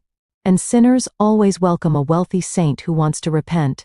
I will tell him I want to make a donation, a peace offering. I will tell him I want to support the youth ministry. He won't be able to resist. He is greedy just like the rest of them." I looked back at the screen one last time. Tyrell was counting on his fingers, calculating how much of the blackmail money he could gamble with. "Enjoy the money, Tyrell," I whispered. "Because the collection plate is coming around, and this time you are going to put in everything you have." The next morning, I went to work with a new energy. I wasn't tired. I was electrified. I spent the morning moving assets, protecting my accounts, and finalizing the sale of the lake house. Yes, I had already listed it. By the time I kicked them out, it would belong to someone else. At lunch, I drove to the pharmacy.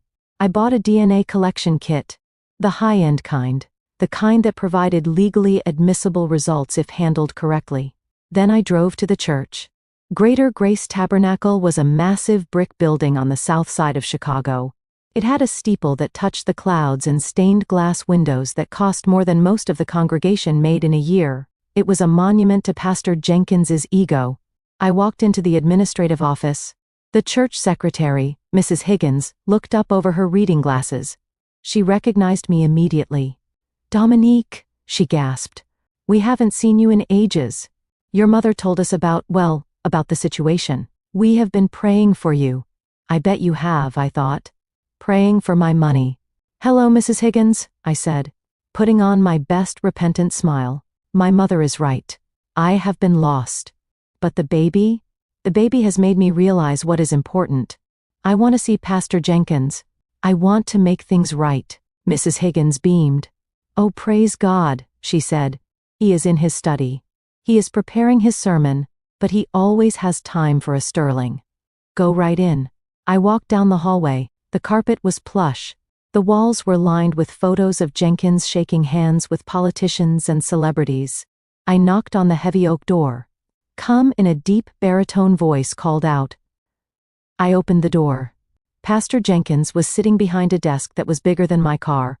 He was wearing a silk vest. He looked surprised to see me, but he masked it quickly with a practiced smile. "Dominique," he said, standing up and extending a hand. "To what do I owe this honor?"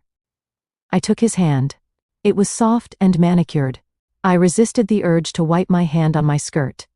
"I came to apologize, Pastor," I said, lowering my head. "I reacted badly to Jasmine's news. I was jealous, but I want to support her. And I want to support the church." Jenkins' eyes lit up. He sat back down, gesturing for me to take a seat. "That is wonderful to hear, Dominique. Forgiveness is a divine gift." I saw a coffee cup on his desk. It was from a local cafe. There was a lipstick stain on the rim. Not his wife's shade. It was Jasmine's shade. Ruby Woo. He hadn't even thrown it away. I reached into my purse and pulled out my checkbook. I want to make a donation, I said, for the building fund. I wrote a check for $5,000. It was a lot of money, but it was an investment. I slid the check across the desk. Jenkins picked it up, his eyes widening. "Bless you, Dominique," he said. "This will do great work." He reached for his coffee cup to take a sip. I watched him. He drank. He set it down. I stood up. "Thank you, Pastor," I said. "I feel better already. Oh wait, I think I left my phone in the car." I turned to leave, then paused. "Actually, Pastor, could I have a glass of water? I am feeling a little faint." "Of course," Jenkins said. He stood up and walked to the water cooler in the corner of the room. While his back was turned, I moved fast. I reached out and grabbed the coffee cup. I dumped the remaining liquid into the potted plant next to the desk. I dropped the cup into my oversized purse. "Here you go," Dominique Jenkins said, turning back with a paper cup of water. I took it smiling. "Thank you, Pastor. You have no idea how much you have helped me today." I walked out of the church clutching my purse like it contained the crown jewels. I got into my car and drove 2 blocks away before I pulled over. I put on a pair of latex gloves. I took the coffee cup out of my purse and sealed it in the evidence bag from the DNA kit. I had the sample. Now I just needed to compare it to the baby. But I couldn't get the baby's DNA yet. The baby wasn't born. Wait, I remembered something else from the wiretap. Jasmine had said, "If the baby comes out looking like you," but there was a way to know before birth, a non-invasive prenatal paternity test. It required blood from the mother and a cheek swab from the alleged father. I had the father's DNA on the cup. I needed Jasmine's blood, and I knew exactly how to get it. Jasmine had a prenatal checkup on Thursday. My mother had mentioned it. She was going to Dr. Alcott, the family OBGYN. Dr. Alcott was an old friend of mine. I had appraised his art collection last year. I started the car. I wasn't just going to get a DNA test. I was going to buy the results. The pieces were falling into place. The sterile husband, the pregnant sister, the millionaire pastor, and me, the woman holding the match. Sunday was going to be a very interesting service. I hoped the choir was ready to sing because I was about to bring the house down. They say the devil is in the details, but I have always found that the devil is actually in the fine print. Most people do not read contracts. They look at the bold numbers at the top, the dollar signs, and the zeros, and they let their greed blind them to the clauses at the bottom that will eventually hang them. My husband Tyrell was a man defined by his appetites. He saw what he wanted and he grabbed it. He never stopped to ask what the catch was, and today I was counting on that flaw to seal his fate. It was Friday morning. The sky over Lake Geneva was a flat slate gray, promising more snow. I sat in my car at the end of the long driveway, watching the house through the bare trees. My phone buzzed on the passenger seat.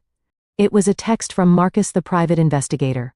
Subject: urgent update, message. The Sharks gave him 24 hours. They paid him a visit at the grocery store yesterday. If he doesn't come up with 50 grand by tonight, they are going to break his legs. The rest of the $500,000 is due next month. I smiled. The timing was exquisite. Tyrell was not just desperate, he was terrified. He was a cornered animal, and cornered animals do not think rationally. They snap at the first hand that offers them food. I picked up the leather portfolio on the seat next to me. Inside was a 30-page document drafted by Evelyn Vance, my brilliant attorney. We had stayed up until 3 a.m, perfecting the language. It was a masterpiece of legal entrapment. I drove up the driveway and parked. The house looked quiet, but I knew the chaos inside. I walked to the front door and punched in the code. When I stepped inside, the air smelled of stale pizza and fear. Tyrell was pacing the living room. He looked terrible. His eyes were sunken, and he had a nervous twitch in his left cheek. He jumped when he saw me, his hand going to his pocket as if he was reaching for a weapon. "Jesus is Dom," he breathed, letting out a shaky breath. "You scared me. You should call before you come over." I looked at him calmly. "I own the house, Tyrell. I do not need to call." He wiped sweat from his forehead. Right. Look, I am glad you are here. We need to talk about the allowance." 5,000 isn't enough. We have expenses. Medical bills. He was lying. The medical bills were covered by my insurance. He needed money for the sharks. I walked over to the kitchen island and set the leather portfolio down with a heavy thud. I know, I said. That is why I am here. I have been doing a lot of thinking, Tyrell. About us. About the baby. Tyrell stopped pacing. He looked at the portfolio, then at me. What kind of thinking, he asked wearily. I took a deep breath, summoning every ounce of acting ability I possessed. I want to make this work, I said. I want to be a family again. But I need security. And I know you need security too. You are worried about your future. You are worried that I might change my mind and cut you off. Tyrell nodded slowly. Yeah, I am. You have all the power, Dom. It isn't fair. I unzipped the portfolio. So I had my lawyer draw this up, I said. It is a post-nuptial agreement, an amendment to our original contract. Tyrell took a step back, crossing his arms. I am not signing anything, he said. I know your tricks. You are trying to screw me out of my share. I shook my head. Read it, Tyrell. It is generous. Extremely generous. I opened the document to the summary page. Here is the offer, I said, pointing to the figures.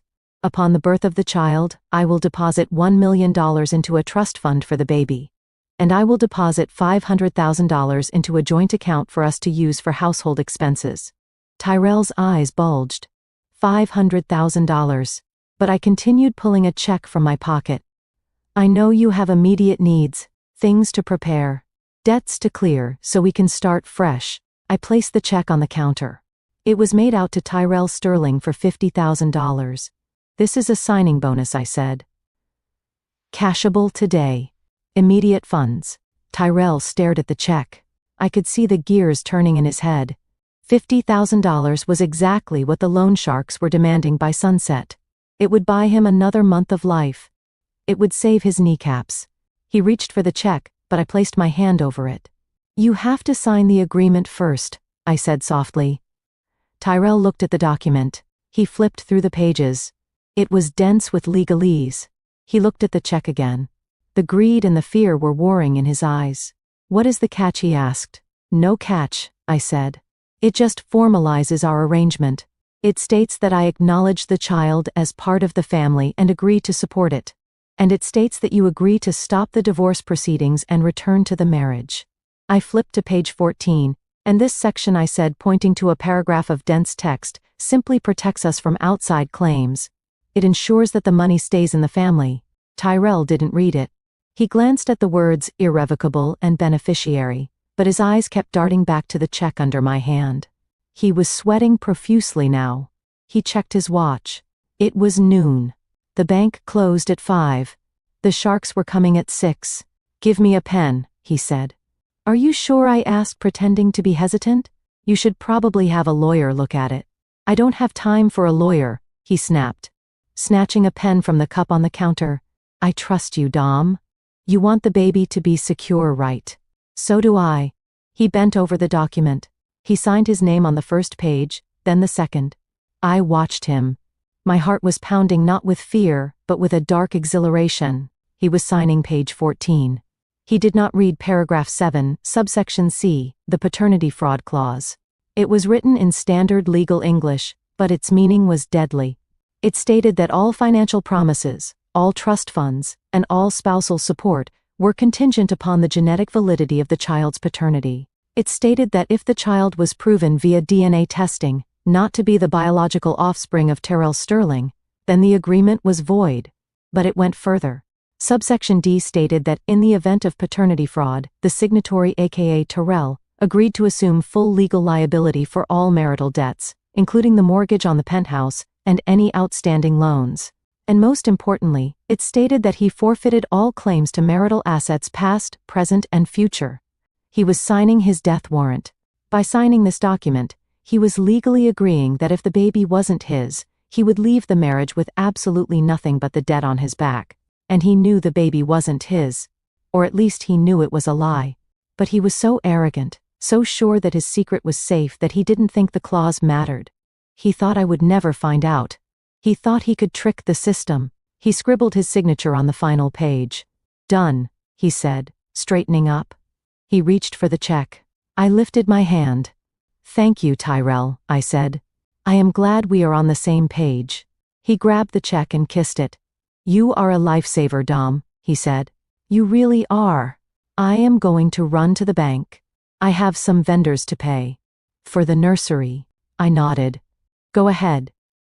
I will file this with the court on Monday. Tyrell grabbed his coat and ran out the door. He didn't even say goodbye.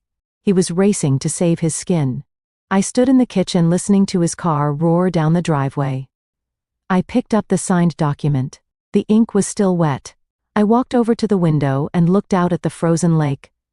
You just sold your soul for $50,000, Tyrell, I whispered. And the best part is, you don't even own the soul you just sold. Jasmine walked into the room a moment later. She had been hiding in the bedroom listening. What did he sign? She asked, eyeing the portfolio. Just some paperwork for the trust fund, I said, closing the leather cover. We are going to take care of you, Jasmine. Everything is going to be taken care of.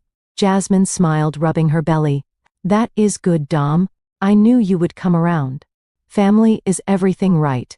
Right, I said, fighting the urge to vomit. Family is everything. I left the lake house 10 minutes later. I drove straight to Evelyn Vance's office. When I handed her the document, she adjusted her glasses and looked at the signature. He signed it, she asked incredulously. He didn't even try to negotiate the paternity clause. He didn't even read it, I said. He was in a rush. Evelyn closed the file and sat back in her chair. A look of professional admiration crossed her face. Dominique, she said, I have been a lawyer for 20 years. I have seen men lose fortunes because of bad investments. I have seen men lose houses because of bad divorces. But I have never seen a man voluntarily sign a document that effectively ends his life. When you trigger this clause, when you reveal the DNA results, he will be homeless. I finished for her. He will be liable for the millions of dollars in mortgage debt on the penthouse, which implies he will have to declare bankruptcy immediately. And since the agreement waives his right to spousal support, he will be on the street. Evelyn nodded. And with the fraud element, we can likely push for criminal charges if we want to. Signing a contract under false pretenses involving this amount of money is fraud. I stood up and walked to the window of her high-rise office.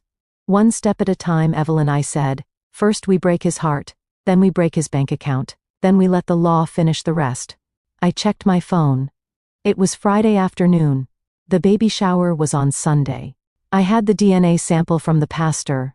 I had the signed confession from Tyrell in the form of this contract.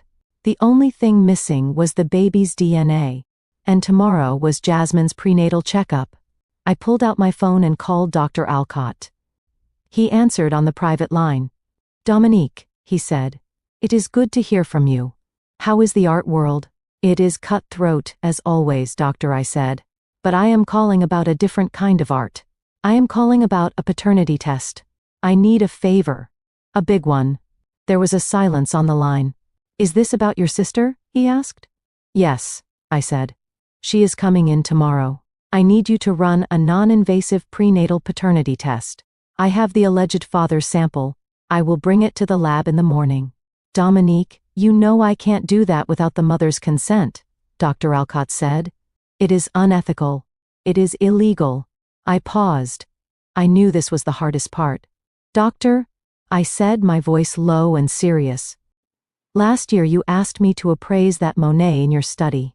I told you it was worth $3 million. But I also told you that the provenance papers had a gap in 1942. A gap that could suggest it was looted art. I heard his breath hitch. I never filed the official report on the gap, I continued. I let it slide because we are friends, because I know you bought it in good faith. But if that report were to be filed, if the art loss register were to be notified, you would lose the painting, I said, and your reputation would be destroyed. Blackmail is an ugly word.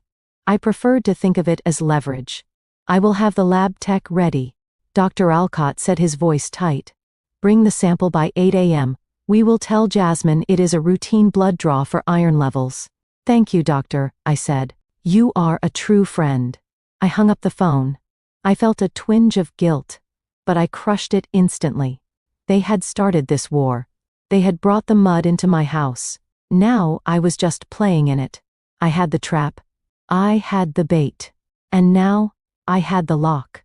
Tyrell was safe for tonight. He had paid his sharks. He was probably celebrating right now, drinking champagne and feeling like a genius. Let him celebrate. Let him sleep soundly. Because on Sunday he was going to wake up in a nightmare that he had signed his own name to. They say that revenge is a dish best served cold, but I have always believed that presentation is everything. If you are going to serve a dish of absolute destruction, you should plate it on fine china and garnish it with diamonds. I did not just want to expose my family. I wanted to dismantle them in a setting so beautiful and so public that the contrast would leave a scar on Chicago society for a decade. The baby shower was not just a party. It was a production. I treated it like an art auction. Every detail was calculated to increase the value of the final reveal. I hired the most expensive event planner in the city, a woman named Sarah Fina, who usually planned weddings for royalty and bar mitzvahs for billionaires. When I told her the budget was unlimited, she nearly fainted. I want a winter wonderland theme, I told her. I want the ballroom of the Drake Hotel to look like a frozen palace. White roses, crystal icicles, silver linens. I want it to look pure. The irony was not lost on me. I was creating a sanctuary of purity for a baby conceived in sin and greed. For the next 48 hours, I became the perfect sister. I was a whirlwind of benevolence. I sent out invitations printed on heavy card stock with gold leaf lettering. I did not just invite family and friends. I invited the power players of Chicago, the board members of the auction house, the partners at Ethan's architecture firm, the local alderman who owed me a favor, and most importantly, I invited the press. I called the editor of the Chicago Socialite, a glossy magazine that covered the lives of the rich and scandalous. I told her that I was hosting an exclusive event to celebrate my family's miracle, and that I wanted her photographer there to capture the moment of unity. She agreed instantly. Tyrell and Jasmine loved attention. They would preen for the cameras thinking they were celebrities. They wouldn't realize they were just documenting their own downfall. My mother Bernice was in her element. She had taken credit for the reconciliation just as I knew she would. She spent the entire day Saturday calling every member of the church directory. I could hear her voice booming over the phone when I stopped by her house to drop off a dress I had bought for her. "Oh yes, Sister Patterson. It is a miracle," Bernice crowed into the receiver. "God has blessed the sterling line. Dominique has been so gracious. She understands that the Lord works in mysterious ways. You simply must come to the shower. We are going to have a special prayer of dedication." She hung up and looked at me beaming. "You have made me very proud, Dominique," she said, patting my cheek. "You finally put your pride aside. This baby is going to heal this family." I smiled at her. It was a tight, frozen smile. "I think this baby is going to reveal the truth about this family, Mother," I said. Bernice didn't catch the double meaning. She was too busy admiring the sequined gown I had brought her. "And Pastor Jenkins," she asked, "is he coming?" "Oh yes," I said. I personally delivered the invitation to the rectory. I told him that since he has been such a spiritual guide to Jasmine, it would mean the world to us if he offered the opening blessing. Bernice clasped her hands together. Wonderful. Just wonderful. A holy start for a holy child. I left her house feeling a deep, dark satisfaction. Pastor Jenkins had looked terrified when I handed him the envelope, but he couldn't say no. Not with the donation check I had just given him. Not with his biggest supporter Bernice insisting on his presence. He was trapped by his own greed and his own image. But the centerpiece of my plan was not the flowers or the guest list. It was the gift. Traditionally, the aunt gives a crib or a stroller. I decided to give something more lasting. I went to the studio of Julian Vance, a young avant-garde painter I had discovered a few years ago. He was talented, hungry, and owed me for getting him into his first gallery show. "I need a commission, Julian," I told him standing in his paint-splattered loft. "And I need it in 24 hours. He wiped his hands on a rag. "That is impossible, Dominique. Oil takes weeks to dry. Use acrylics," I said. "Use a hairdryer. I don't care about the archival quality. I care about the image." I pulled out a photo of Tyrell. It was a headshot he had taken for his life coaching website where he tried to look wise and trustworthy. "I want you to paint a classic scene," I said. The kiss of Judas. You know the one. Where Judas betrays Jesus in the Garden of Gethsemane. Julian nodded. Caravaggio style. Heavy shadows. Dramatic light. Exactly, I said. But I want you to make a specific adjustment. I want Judas to have this face. I handed him the photo of Tyrell. And I want the figure of Jesus to be faceless, I continued. Or better yet, make him look like a shadow. Like a ghost. Because the person he betrayed isn't a Messiah. It is me. And I am already a ghost to him. Julian looked at the photo, then at me. He saw the cold fire in my eyes. He didn't ask questions. He just named a price. Triple it, I said. Just have it framed and delivered to the Drake Hotel by Sunday morning. Cover it in a velvet cloth.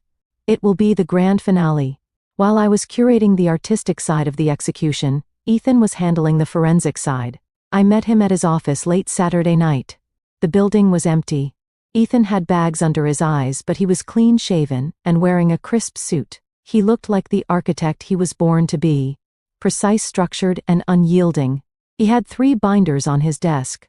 They were thick red binders labeled strictly confidential. Binder 1. Ethan said, tapping the cover. The embezzlement. I have traced every single check Jasmine wrote to Tyrell. I have the digital signatures. I have the IP addresses. I even have the surveillance footage from the bank where Tyrell cashed them. It is indisputable proof of theft and conspiracy to commit fraud. Binder 2, he continued. The tax evasion. Tyrell hasn't filed taxes in 3 years. And Jasmine claimed him as a dependent on her returns illegally. The IRS is going to have a field day with this. And Binder 3? I asked, pointing to the thickest one. Ethan smiled grimly. This is the police report, he said. I haven't filed it yet. I have it filled out, ready to go. Grand larceny. Corporate theft. Fraud. Once we hand this to the detectives outside the ballroom, the party is over. Detectives, I asked, raising an eyebrow. Ethan nodded. I called a friend in the Economic Crimes Division. He agreed to have 2 officers in plain clothes waiting in the lobby. They won't come in until we give the signal. He said if the amount is over $100,000, which it is, they are happy to make an arrest on a Sunday. Excellent, I said, running my hand over the cool plastic of the binder.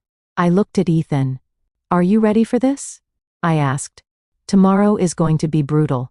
You are going to watch the woman you loved be destroyed. Ethan looked out the window. The woman I loved died the moment she slept with your husband Dom, he said. The woman walking into that ballroom tomorrow is a stranger. A stranger who stole my future. I am not destroying her. I am just holding the mirror while she destroys herself. We stood there for a moment, 2 soldiers on the eve of battle. Go home and sleep, Ethan, I said. You need to look sharp tomorrow. You are the grieving fiancé who discovers the truth. The jury needs to sympathize with you. What about you? He asked. I picked up my purse. I am the villain, remember I said. Villains don't sleep. We plot. I drove home to my penthouse. It felt empty without Tyrell's clutter, but it also felt clean. I walked into the master bedroom. I opened the safe. I took out the medical report proving Tyrell's sterility. I took out the post-nuptial agreement Tyrell had signed yesterday. I took out the DNA test results from Dr. Alcott. I had picked them up that afternoon. The doctor had been true to his word. He had rushed the sample. I opened the envelope one last time just to look at the numbers. Probability of paternity for Tyrell's sterling 0%. Probability of paternity for Marcus Jenkins 99.9%. It was scientific perfection. I placed the 3 documents into a sleek silver envelope. This was my speech. This was my toast. My phone rang. It was Tyrell. Hey babe. His voice was loud and cheerful. I could hear music in the background. He was probably spending the $50,000 I had given him. Hello Tyrell, I said. Are you ready for tomorrow? Born ready, he said. Jasmine is excited.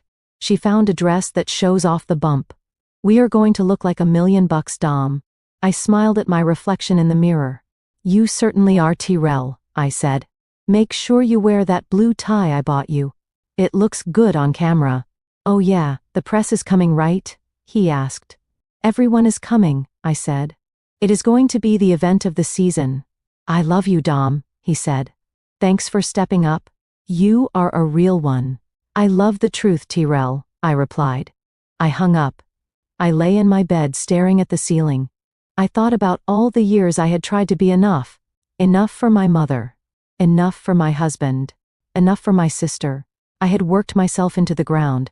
I had bought their love with trips and cars and tuition. And in return they had given me nothing but lies. Tomorrow the transaction was over. Tomorrow I was closing the account. I closed my eyes and visualized the ballroom. I visualized the moment I would stand at the podium. I visualized the look on Pastor Jenkins' face when I read the DNA results. I visualized the look on Tyrell's face when I pulled out the contract. It wasn't a baby shower. It was a funeral for their deception, and I was the one delivering the eulogy. Sleep tight, Chicago.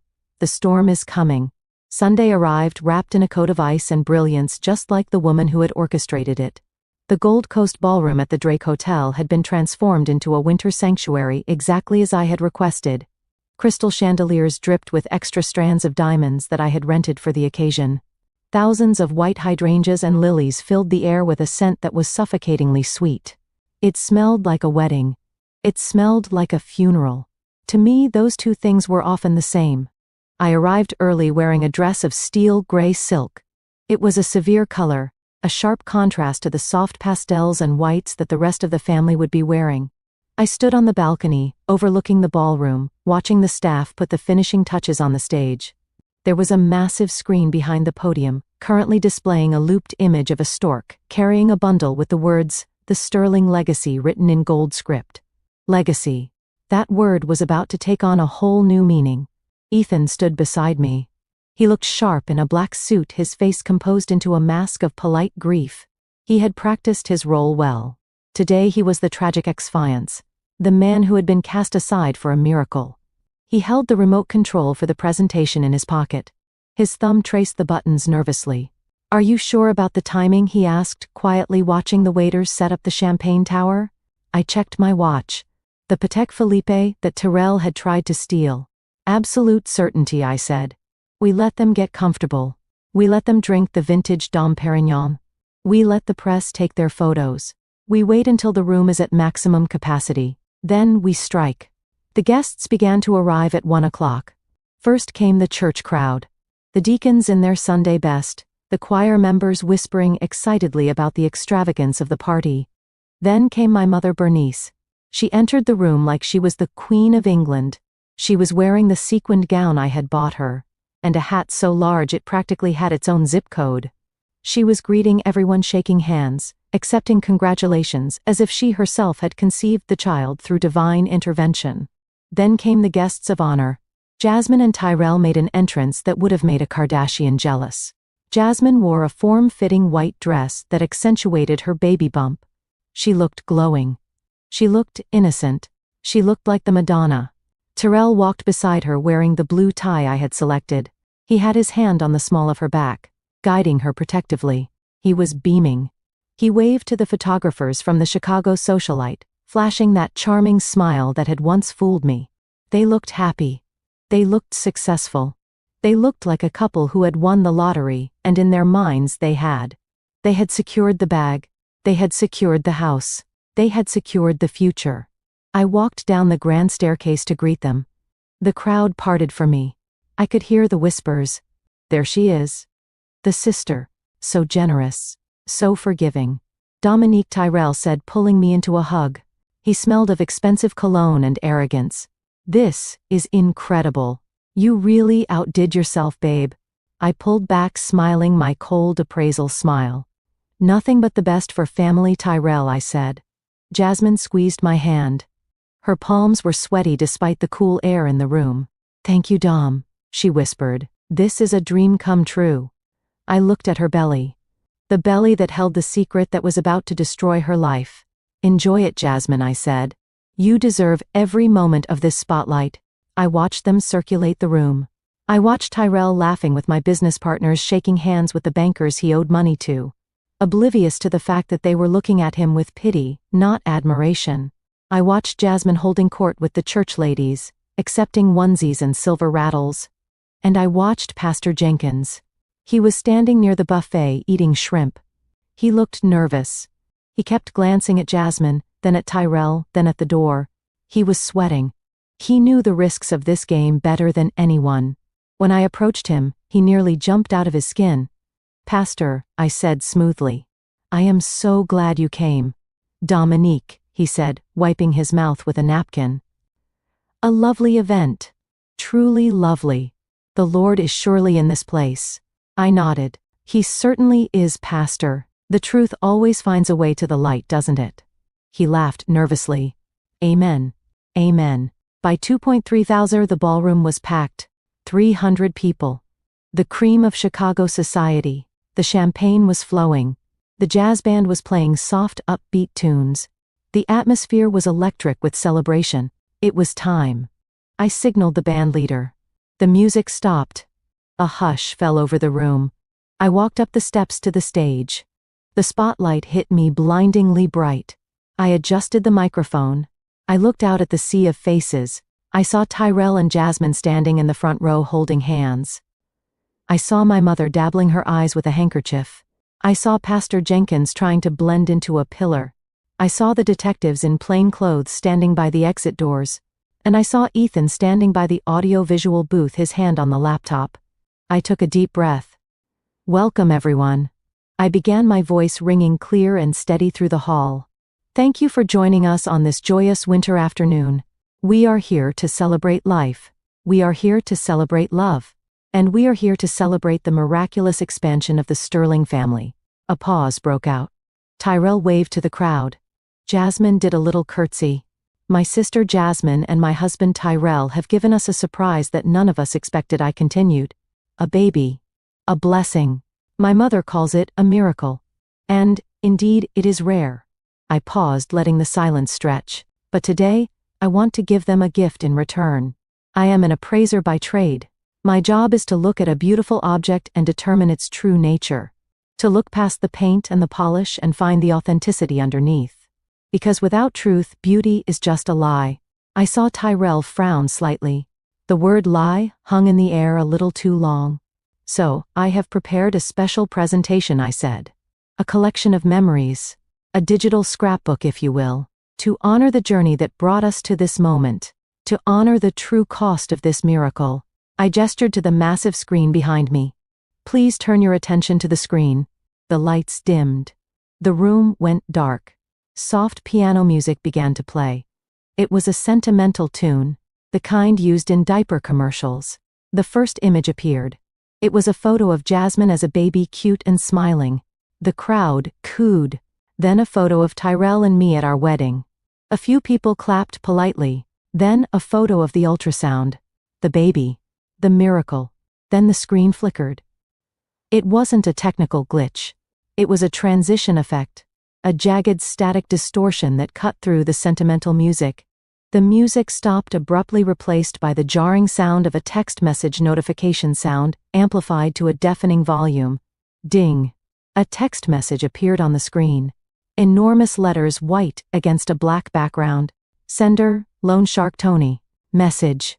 "You have 24 hours. Tyrell. Pay the $50K interest, or we take a kneecap. We know where your wife works." A gasp went through the room. A collective intake of breath that sounded like all the oxygen being sucked out of the ballroom. Tyrell stood up. He looked confused. He looked around as if this was a prank. Another sound. Ding. Another text message. "Sender Tyrell. Message. I am working on it, Tony. My wife is a cash cow. I just need to get her to sign the settlement. I am using the sister to get to the money. Just give me a week." The silence was shattered. People started whispering. I heard my mother say, "What is this?" loudly. But the video wasn't done. The pace accelerated. Ding. Sender Tyrell. Message. She bought the pregnancy story. She thinks it is a miracle. Dumb rich bitch. As soon as I get the alimony, we are gone. Tyrell was shouting now. "Turn it off. Turn it off. There is a mistake." He lunged toward the stage, but the security guards I had hired stepped out of the shadows, blocking his path. I stood at the podium, unmoving, a statue of judgment. The video shifted. The background color changed from black to red. A new notification sound. A softer, more intimate chime. Ding. Sender Jasmine. Message. I hate sleeping with him. He smells like cheap bourbon. I wish I was with you at the rectory. Jasmine screamed. A high-pitched shriek of terror. Ding. Sender Jasmine. Message Pastor. I need more money. Tyrell is in deep.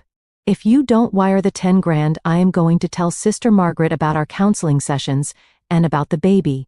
The room erupted. It wasn't whispers anymore. It was chaos. Chairs scraped against the floor as people stood up to get a better view. Phones were out recording everything. The flashbulbs from the press were blinding, popping like strobe lights. Pastor Jenkins tried to run. He turned toward the side exit, but he bumped into a waiter, sending a tray of champagne crashing to the floor. The sound of breaking glass was perfect. The screen continued its relentless assault. Photo. A bank transfer receipt. $10,000 from Greater Grace Tabernacle Building Fund to Jasmine Sterling. Photo. A handwritten ledger. Gambling debts totaling $500,000. Photo. A screenshot of my vintage Chanel bag on eBay, listed by Tyrell. Then the music returned. But it wasn't the sentimental piano anymore. It was the recording I had made in the lake house. Tyrell's voice booming through the speakers. Who is she going to believe, us, or her own paranoia? She is weak. We got the house, baby. We got the money. Tyrell was frozen. He stood in the center of the ballroom, illuminated by the light of his own sins projected on the screen 20 feet high. He looked small. He looked naked. Jasmine was sobbing, clutching her stomach. Her mascara running down her face in black rivers. She looked at Tyrell, then at the screen, then at the crowd. There was nowhere to hide. I leaned into the microphone. My voice was calm, cold, and amplified to fill every corner of the room. We welcome the truth, I said. I signaled Ethan. The screen went black for a second. Then a single document appeared. The DNA test result. Dr. Alcott's signature was visible at the bottom. The seal of the lab was official. The text was zoomed in. Alleged father Tyrell Sterling. Probability of paternity 0%. Conclusion excluded. Tyrell stared at the screen. His mouth opened and closed like a fish out of water. He turned to Jasmine. The look on his face was a mixture of shock and murderous rage. It's not mine. He screamed. His voice cracked. You told me it was mine. You swore on the Bible. Jasmine shrank back, terrified of him. And then the second document appeared. Alleged father Marcus Jenkins. Probability of paternity. 99.99%. Conclusion. Inclusion. The entire ballroom turned to look at Pastor Jenkins. He was backed against the wall, shaking, trembling, his silk vest stained with sweat. His wife, Sister Margaret, was standing next to him, staring at him with a look of absolute horror. She raised her hand and slapped him. The sound was loud enough to be heard over the chaos. Liar! She screamed. You dirty old liar. My mother. Bernice fainted. She didn't glide to the floor gracefully. She collapsed like a sack of potatoes hitting the carpet with a thud. No one moved to help her immediately. They were too busy watching the carnage. I watched Tyrell. He was looking at the DNA results, and I saw the moment the realization hit him. He remembered the contract. He remembered the post-nuptial agreement he had signed on Friday. The one with the paternity fraud clause. The one that made him liable for everything. He looked up at me on the stage. Our eyes locked. I held up the silver envelope containing the signed contract. I waved it gently. Checkmate, Tyrell, I whispered, though I knew he couldn't hear me. He roared. It was a sound of pure animal desperation. He turned and tried to run, not toward me, but toward the exit. He knew he had to get out. He knew the loan sharks were watching. He knew the police were watching, but he didn't make it to the door. The two detectives in plain clothes stepped forward. They blocked his path. One of them pulled out a pair of handcuffs. The metal glinted under the chandeliers. Tyrell Sterling, one of them said loud enough for the press to hear. You are under arrest for grand larceny, fraud, and embezzlement. Tyrell tried to fight. He threw a punch, but he was a failed athlete, not a fighter. The detective slammed him against the wall of the ballroom, right next to a vase of white hydrangeas. The vase tipped over, crashing to the floor, spilling water and flowers everywhere. Jasmine was sitting on the floor now, weeping into her hands. Ethan walked over to her. He stood over her, looking down. He didn't yell. He didn't cry. He just dropped the red binder labeled embezzlement onto her lap. "You might want to read this," he said calmly. "Your lawyer will need it." I stood on the stage watching the tableau, my husband in handcuffs, my sister destroyed, my mother unconscious, the pastor being beaten by his wife with a purse. The flashbulbs kept popping, capturing every second of the destruction. I took a sip of water from the glass on the podium. "The truth," I said into the microphone one last time, "is a very expensive gift, but I think it was worth every penny." I turned and walked off the stage, leaving them in the ruins of their own making. The party was over, but my life was just beginning. The ballroom was a powder keg, and I had just lit the match. The images on the screen were still cycling, showing the text messages, the gambling debts, and the undeniable proof of their conspiracy.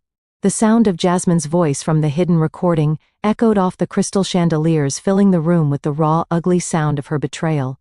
Tyrell finally snapped. The shock that had frozen him in place shattered, and was replaced by a feral, animalistic rage. He didn't look at the crowd. He didn't look at his pregnant mistress. He looked at me. He looked at the woman standing on the podium, holding his life in her hands, and he decided that if he was going down, he was taking me with him. "Turn it off," he screamed, his voice cracking under the strain. He lunged forward, scrambling up the steps of the stage. "You are a liar, Dominique. This is fake. All of it is fake." The crowd gasped, pulling back as he charged. My mother, Bernice, who had just started to stir from her faint, let out a weak cry. But I didn't move. I didn't flinch. I didn't even blink, even. I had paid $50,000 for security for this exact moment. Before Tyrell could get within 5 feet of me, 2 massive guards stepped out from behind the heavy velvet curtains. One of them caught Tyrell by the shoulder, spinning him around like a rag doll. The other grabbed his arm, twisting it behind his back. Tyrell struggled, kicking and spitting, foaming at the mouth with desperation. "Let me go," he roared. "She is lying. Tell them you are lying, Dominique. Tell them the baby is mine." I signaled to the tech booth. The music stopped. The video loop on the screen paused. The room fell into a silence, so profound. I could hear the hum of the projector fan and the heavy, ragged breathing of my husband.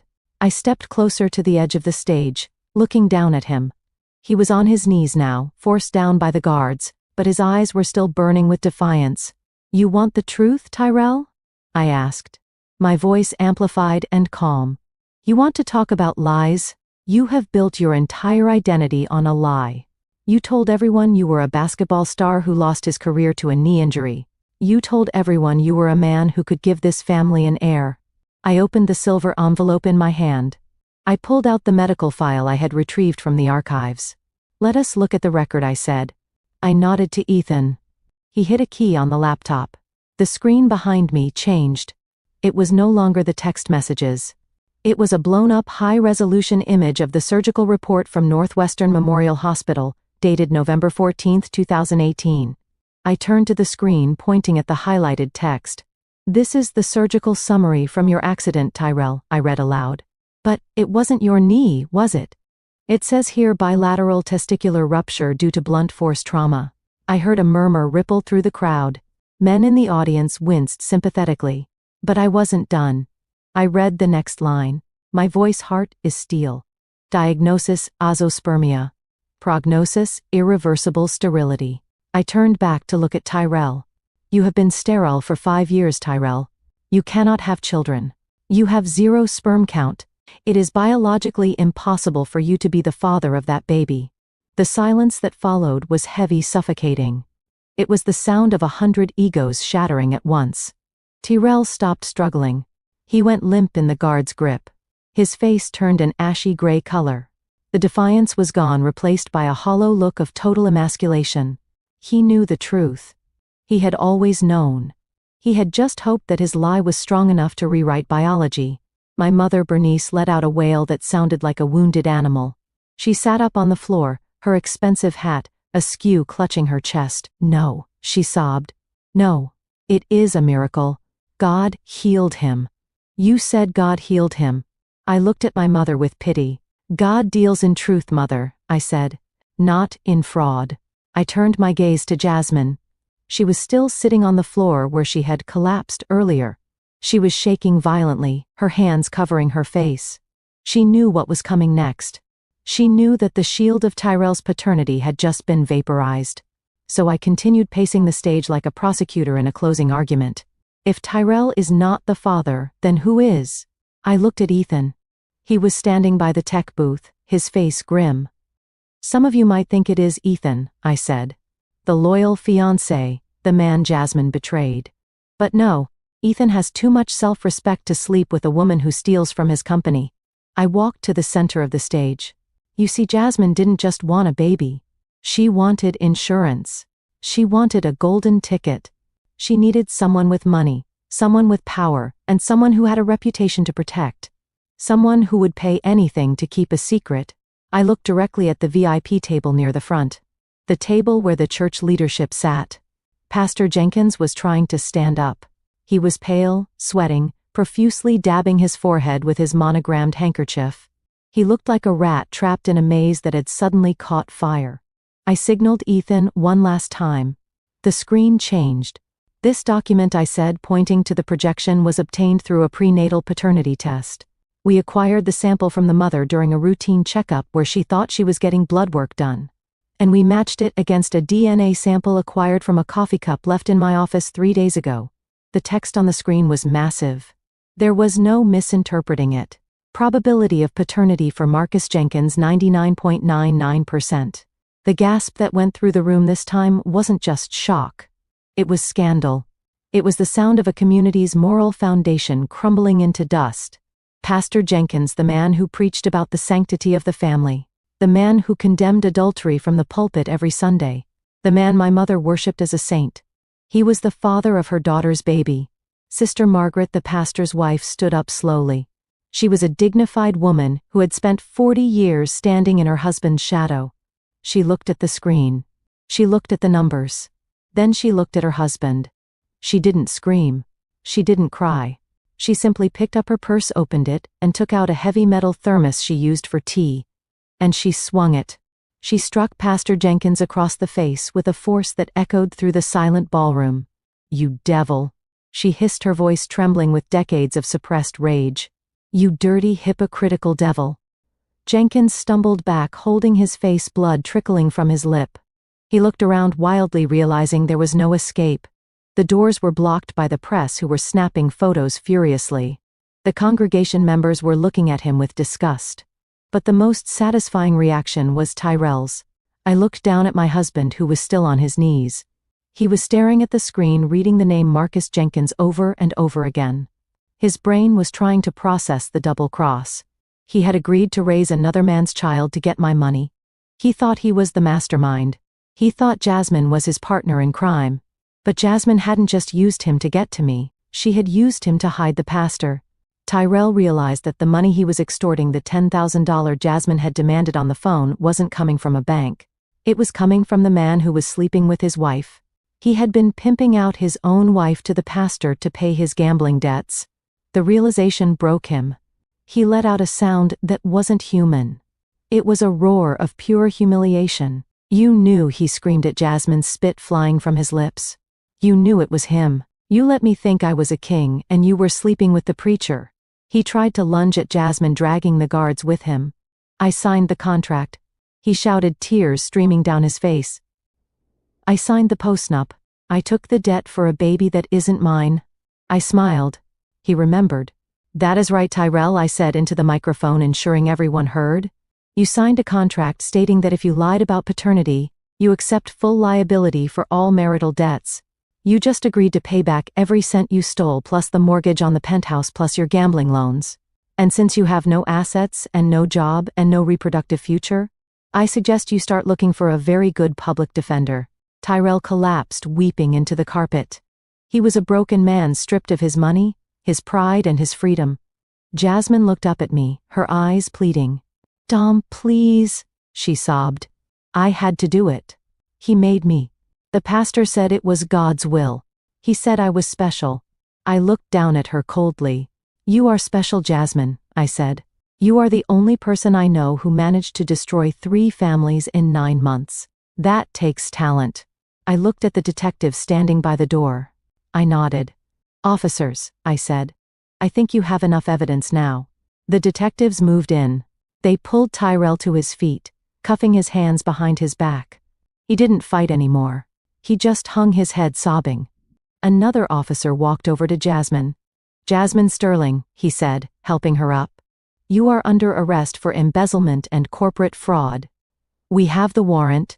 "But I am pregnant," she wailed, clutching her belly. "You can't arrest a pregnant woman." "We have a medical unit at the station," the officer said impassively. "Let's go." As they dragged my family away, the flashbulbs exploded like fireworks. It was the perfect finale to the perfect show. I looked at my mother Bernice, who was sitting on the floor staring blankly at the wall. Her world had ended. Her golden child was a criminal. Her spiritual leader was an adulterer. Her son-in-law was a fraud. She looked up at me. Her eyes were empty. "Dominique," she whispered, "what have you done?"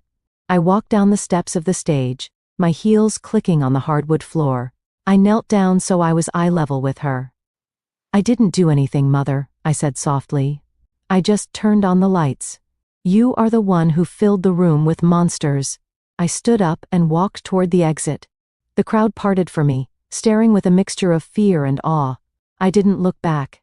I walked past the weeping pastor. I walked past the screaming Tyrell. I walked past the sobbing Jasmine. I walked out of the ballroom and into the lobby where the winter sun was streaming through the glass doors. It was cold outside, but for the first time in years I felt warm. I felt light. I took a deep breath of the crisp air. The Sterling family legacy was dead. Long lived the truth. You would think that seeing your husband in handcuffs and your sister weeping on the floor would evoke some sense of pity, some flicker of humanity. But as I stood on that stage, looking down at the wreckage of my family, I felt nothing but a cool clinical satisfaction. It was the same feeling I got when I identified a fake painting. The forgery had been exposed. The fraud had been removed from the market, and now it was time to settle the bill. Tyrell was not going quietly. Even as the detective tightened the cuffs around his wrists, he was screaming about his rights. He was twisting his body, trying to face the crowd, trying to salvage some shred of his narrative. "This is illegal," he bellowed, his voice cracking with desperation. "This is marital property. Half of everything is mine. You can't just kick me out, Dominique. I know the law. Illinois is an equitable distribution state. I get half the penthouse. I get half the accounts. I get half of everything." He looked at me, his eyes bulging with a mixture of fear and entitlement. "You hear me, Dominique," he shouted. "You can humiliate me, but you have to pay me. I'm going to sue you for every dime you have. I will take the art collection. I will take the cars. I will take the building." I walked slowly to the edge of the stage. The silver envelope was still in my hand. I tapped it gently against the palm of my other hand. The sound was soft, but in the silent ballroom, it sounded like a judge's gavel. I waited until he stopped screaming. I waited until the only sound in the room was the shutter of camera lenses and Jasmine's muffled sobs. "You are right, Tyrell," I said into the microphone. "Illinois is an equitable distribution state." Usually I pulled the contract out of the envelope. I held it up so the light caught the signature on the bottom page. "But you seem to have forgotten our little meeting on Friday. You seem to have forgotten the document you signed in exchange for that $50,000 check." Tyrell froze. I saw the memory flash behind his eyes. He had signed it so fast. He had been so desperate to pay the loan sharks that he hadn't read a single word. I unfolded the document. "This is a binding post-nuptial agreement." I explained, my voice calm and deadly. "And right here in Section 4 Paragraph C is the paternity fraud clause."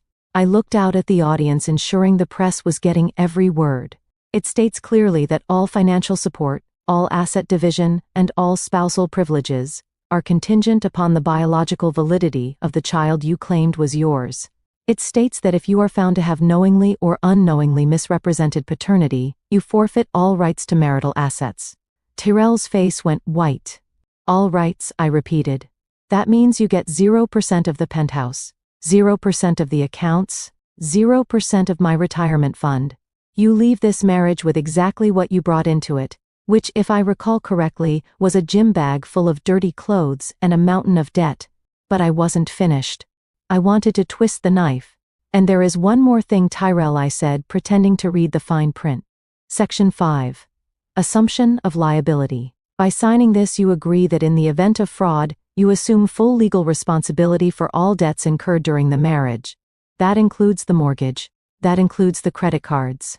And that includes any personal loans you may have taken out. Tyrell stopped struggling. He slumped against the wall, held up only by the detective's grip. You tricked me, he whispered. I didn't trick you. I said, cold as ice. I gave you a contract. You chose not to read it because you were too busy counting money that wasn't yours. That is not fraud, Tyrell. That is stupidity. I walked down the stairs of the stage and approached him. I stopped just out of spitting distance. And speaking of money, I said, lowering my voice so only he in the front row could hear, I know you were counting on that $50,000 check I gave you on Friday to pay off Tony and his friends. Tyrell looked up at me, hope flickering in his eyes. He still had the check. It was in his pocket. I pulled out my phone. I stopped payment on that check 10 minutes ago, I said. The hope vanished. It was replaced by a terror so raw it was almost hard to watch. Tony gave you 24 hours, I said, checking my watch. That was Friday. It is now Sunday. You are 48 hours late, Tyrell. And now you are going to jail with no money and a very angry loan shark waiting for you on the outside. Good luck with your kneecaps, husband. Tyrell let out a sound that was half sob, half scream. He tried to lunge at me, but the detectives dragged him backward. No, Dominique, please, he begged. They will kill me. You can't do this. I will sign anything. I will disappear. Just give me the money. I turned my back on him. The conversation was over. I turned my attention to Jasmine. She was still sitting on the floor, surrounded by the ruins of her reputation. Ethan was standing over her, holding the red binder. The police officer approached her. He wasn't gentle. He pulled her up by her arm. Jasmine Sterling, he said, reading from a card. You are under arrest for embezzlement, corporate theft, and tax fraud. Jasmine looked at me, her eyes wide and wet. Dom, she wailed. I am your sister. You called the police on your own sister. I looked at her. I looked at the woman I had tutored. The woman I had protected. The woman who had slept with my husband and my pastor and plotted to steal my fortune. I didn't call the police, Jasmine, I said, pointing to Ethan. The CEO of the company you robbed called the police. I just provided the venue.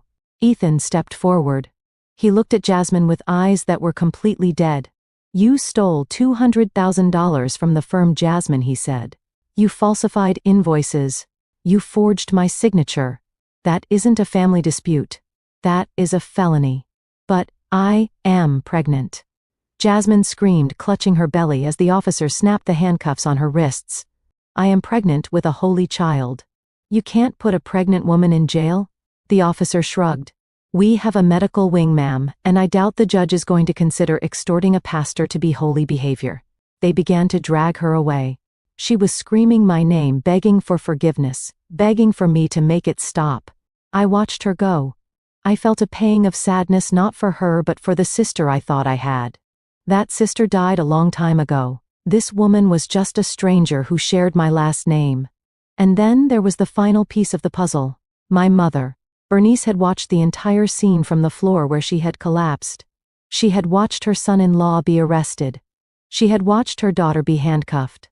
She had watched her pastor be beaten by his wife. The stress was finally too much for her fragile heart, or perhaps her fragile ego.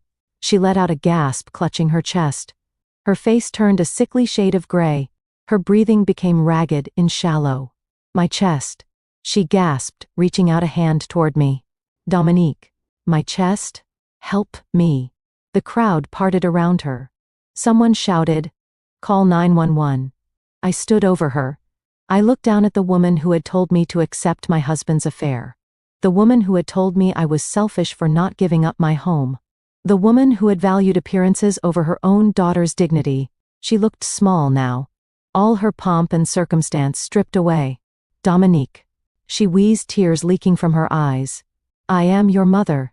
Don't let me die here. I pulled out my phone. I dialed 911. I need an ambulance at the Drake Hotel, I said calmly. A woman is experiencing chest pains. Yes, she is conscious. I hung up. I looked at my mother. The ambulance is coming, I said. Bernice grabbed the hem of my dress. Her grip was weak. Come with me, she begged. I can't go alone. People will talk. Please, Dominique. Ride with me. I looked at her hand on my silk dress. I reached down and gently but firmly peeled her fingers off. I can't do that, Mother, I said. Why? She whispered. Because I am not your guardian, I said. You have insurance. You have the church, and you have the truth. I think that is enough company for one day. But I am your mother, she sobbed. And I was your daughter, I replied. But you made it very clear that family is about who serves you best. Jasmine served your vanity. Tyrell served your image. I just paid the bills. Well, the bank is closed, Mother. I stood up. The paramedics rushed into the room carrying a stretcher. They pushed past me, surrounding Bernice. Ma'am, can you hear me? One of them asked. She nodded, weeping uncontrollably, pointing at me. That is my daughter. She will come with me. The paramedic looked up at me, expectantly. Are you riding with us, ma'am? I shook my head. No, I said. I am not family. I am just the host. Send the bill to Greater Grace Tabernacle. I turned and walked away. Behind me, I heard the chaos continuing. Tyrell screaming threats. Jasmine wailing, my mother crying out for mercy. The press shouting questions. Miss Sterling over here. How do you feel? Do you have a comment? I stopped at the doors of the ballroom. I turned to the sea of cameras. The flashbulbs popped, illuminating my face. I didn't hide. I didn't look sad. I looked straight into the lens. My comment is simple, I said. The appraisal is complete. The forgeries have been discarded. What remains is authentic. I pushed open the heavy doors and stepped out into the lobby. The winter air rushed in to meet me, but it didn't feel cold. It felt clean. I walked through the lobby, my heels clicking a steady rhythm on the marble floor. I didn't look back at the ballroom. I didn't look back at the wreckage. I walked out the front doors of the hotel and signaled for the valet. My car, please, I said. He looked at me, eyes wide, having probably heard the commotion inside. Right away, Miss Sterling. Are you okay? I looked at the gray sky. I looked at the frozen city. I took a deep breath, filling my lungs with oxygen that finally felt like it belonged to me. I smiled. A real smile. I am better than okay, I said. I am free. And as I drove away, leaving the sirens and the scandal in my rearview mirror, I knew that the best revenge wasn't destroying them. It was living a life where they no longer existed. I had paid a high price for my freedom, but looking at the empty passenger seat beside me, I knew it was a bargain. The Sterling betrayal was over. The Dominique era had just begun. 3 months is a long time in the world of high society gossip. In Chicago, the scandal of the Sterling baby shower had burned white-hot for weeks, consuming the front pages of the tabloids and the whispers of the country club locker rooms. But fire eventually runs out of oxygen, and what is left is just ash. I did not stay to sweep up the ash. I left that to the lawyers. I was sitting at a small round table at Café de Flore in Paris, watching the spring rain wash the cobblestones of Saint-Germain. The coffee was strong. The croissant was buttery. And for the first time in my adult life, my phone was silent. I had changed my number. Only 3 people had the new one: my lawyer Evelyn Vance, my private investigator Marcus, and the man sitting across from me. Ethan looked different. The shadows under his eyes were gone, replaced by a calm resilience. He was sketching on a napkin, drafting lines for a new library he was designing in Lyon. He had sold his firm in Chicago, wanting to leave the city that reminded him of Jasmine. We were not lovers. We were not even dating. We were something more durable than that. We were veterans of the same war. We were survivors who had crawled out of the same wreckage and found solace in the silence of the aftermath. He looked up from his sketch and slid a tablet across the table to me. Marcus sent the update, Ethan said, his voice neutral. I looked at the screen. It was a photo taken from a distance, grainy and dark. It showed a man limping out of a pawn shop in a run-down neighborhood in Detroit. He was using a crutch. His right leg was in a dirty plaster cast. He looked thin, gaunt, and terrified. He kept looking over his shoulder as if the devil himself was chasing him. It was Tyrell. The loan sharks caught up with him, I asked, taking a sip of my espresso. Ethan nodded. 2 weeks ago, they broke his tibia. Marcus says it was a warning. He still owes $400,000. He is living in a basement apartment working off the books as a dishwasher. He has no passport, so he can't leave the country. He has trapped Dominique, spending every day looking at the door waiting for Tony to come back for the other leg. I looked at the photo. I looked at the man who had worn my Rolex and slept in my silk sheets. I felt nothing. No joy, no sadness. Just the indifference you feel when you read about a stranger's misfortune in the newspaper. He wanted a life without me, I said, handing the tablet back. Now he has it. And Jasmine? Ethan asked quietly. I sighed, looking out at the rain. Jasmine's fate was more complicated, and in a twisted way more poetic. She gave birth last week, I said. A baby boy. In the infirmary of the Cook County Jail, she is awaiting trial for federal embezzlement and tax fraud. With the evidence you provided, she is looking at 5 to 7 years. Ethan winced slightly. He still had a heart. He still remembered the woman he thought he was going to marry. And the baby, he asked? What happens to the baby? This was the part of the story that proved God had a sense of humor, or perhaps a sense of irony. You won't believe it, I said. Pastor Jenkins' wife, Sister Margaret. She petitioned the court for emergency custody. Ethan's jaw dropped. Margaret, the woman who beat her husband with a purse. The same, I said. She told the judge that, since her husband was the biological father, she had standing. She claimed that the child was innocent of the parents' sins. She has the money and the reputation to provide a good home. But why? Ethan asked. Why would she want to raise the child of her husband's mistress? I smiled a small, cold smile. Because she didn't divorce Pastor Jenkins, I said. She stayed with him, but she stripped him of his power. She controls the church finances now. She controls his schedule. And by bringing that baby into their home, she ensures that every single day for the rest of his life, Pastor Jenkins has to look at his sin. He has to raise the proof of his adultery. He has to change its diapers and feed it, and explain to the congregation why this child looks exactly like him. Ethan let out a low whistle. That is biblical punishment, he said. It is perfection. I agreed. Jasmine is in prison. Tyrell is broken. Jenkins is enslaved by his own wife. And the baby? The baby will grow up wealthy and loved by a woman who knows exactly how to keep a leash on a man. I finished my coffee.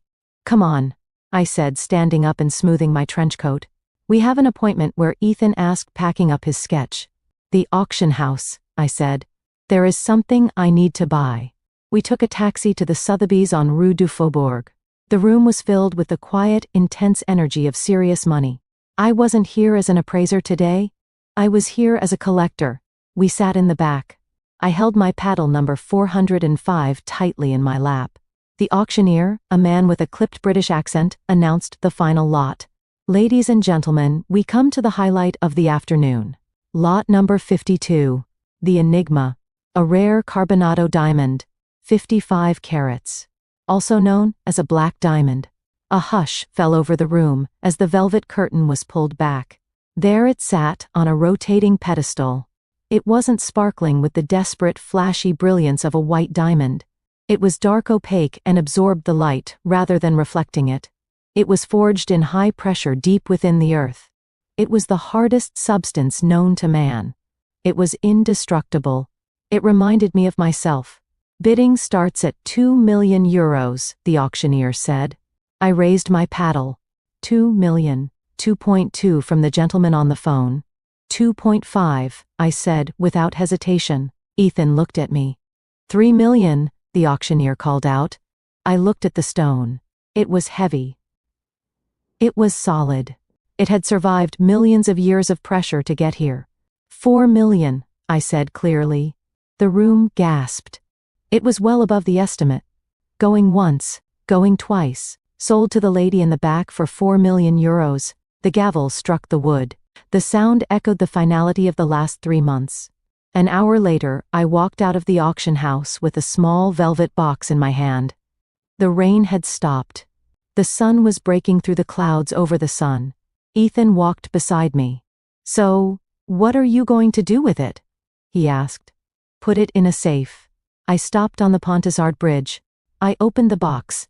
The black diamond sat in a heavy platinum setting. It was a ring. I took it out. Tyrell bought me a ring with my own money, I said, holding the diamond up to the light. It was a symbol of ownership.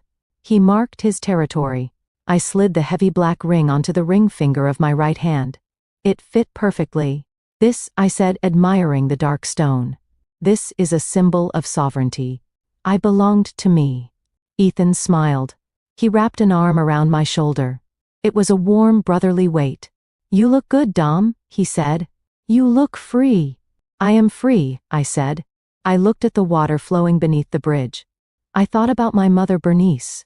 I had sent her a card last week. No return address. Just a note that said, I hope you find peace. I didn't hate her anymore. Hate requires energy, and I had better things to do with my energy. I looked at Ethan. You know they say blood is thicker than water, I said. Ethan nodded. That is what they say. They are wrong, I said. Blood is just biology. It is an accident of birth. But water cleanses. Water flows. And the people who stand by you when you are drowning, the people who pull you out of the flood, that is your family. I touched the black diamond on my finger. I lost a sister, I said. But I gained a brother. Ethan squeezed my shoulder. And I gained a sister, he said. A scary, terrifying, brilliant sister. We laughed. It was a real laugh, loud and unburdened. I looked into the camera lens of my mind, addressing the millions of women who had followed my story, who had commented on my posts, who had shared their own stories of betrayal and resilience. So that is my story. I was the scapegoat. I was the bank account. I was the fool. Until I decided to stop playing their game and start running my own. If you are watching this and you feel trapped by obligation, if you feel like you are setting yourself on fire to keep others warm because they share your last name, stop, blow out the match, walk away from the fire. You are not defined by the people who hurt you. You are defined by what you do after the smoke clears. I am Dominique Sterling. I am single. I am wealthy. And I am finally honestly happy. I turned to Ethan. Come on, I said. I heard there is a great jazz club in Montmartre. I feel like celebrating. Ethan offered me his arm. After you, Miss Sterling. We walked across the bridge into the golden light of the Paris afternoon, leaving the shadows behind us forever, because in the end, that is the only family that matters.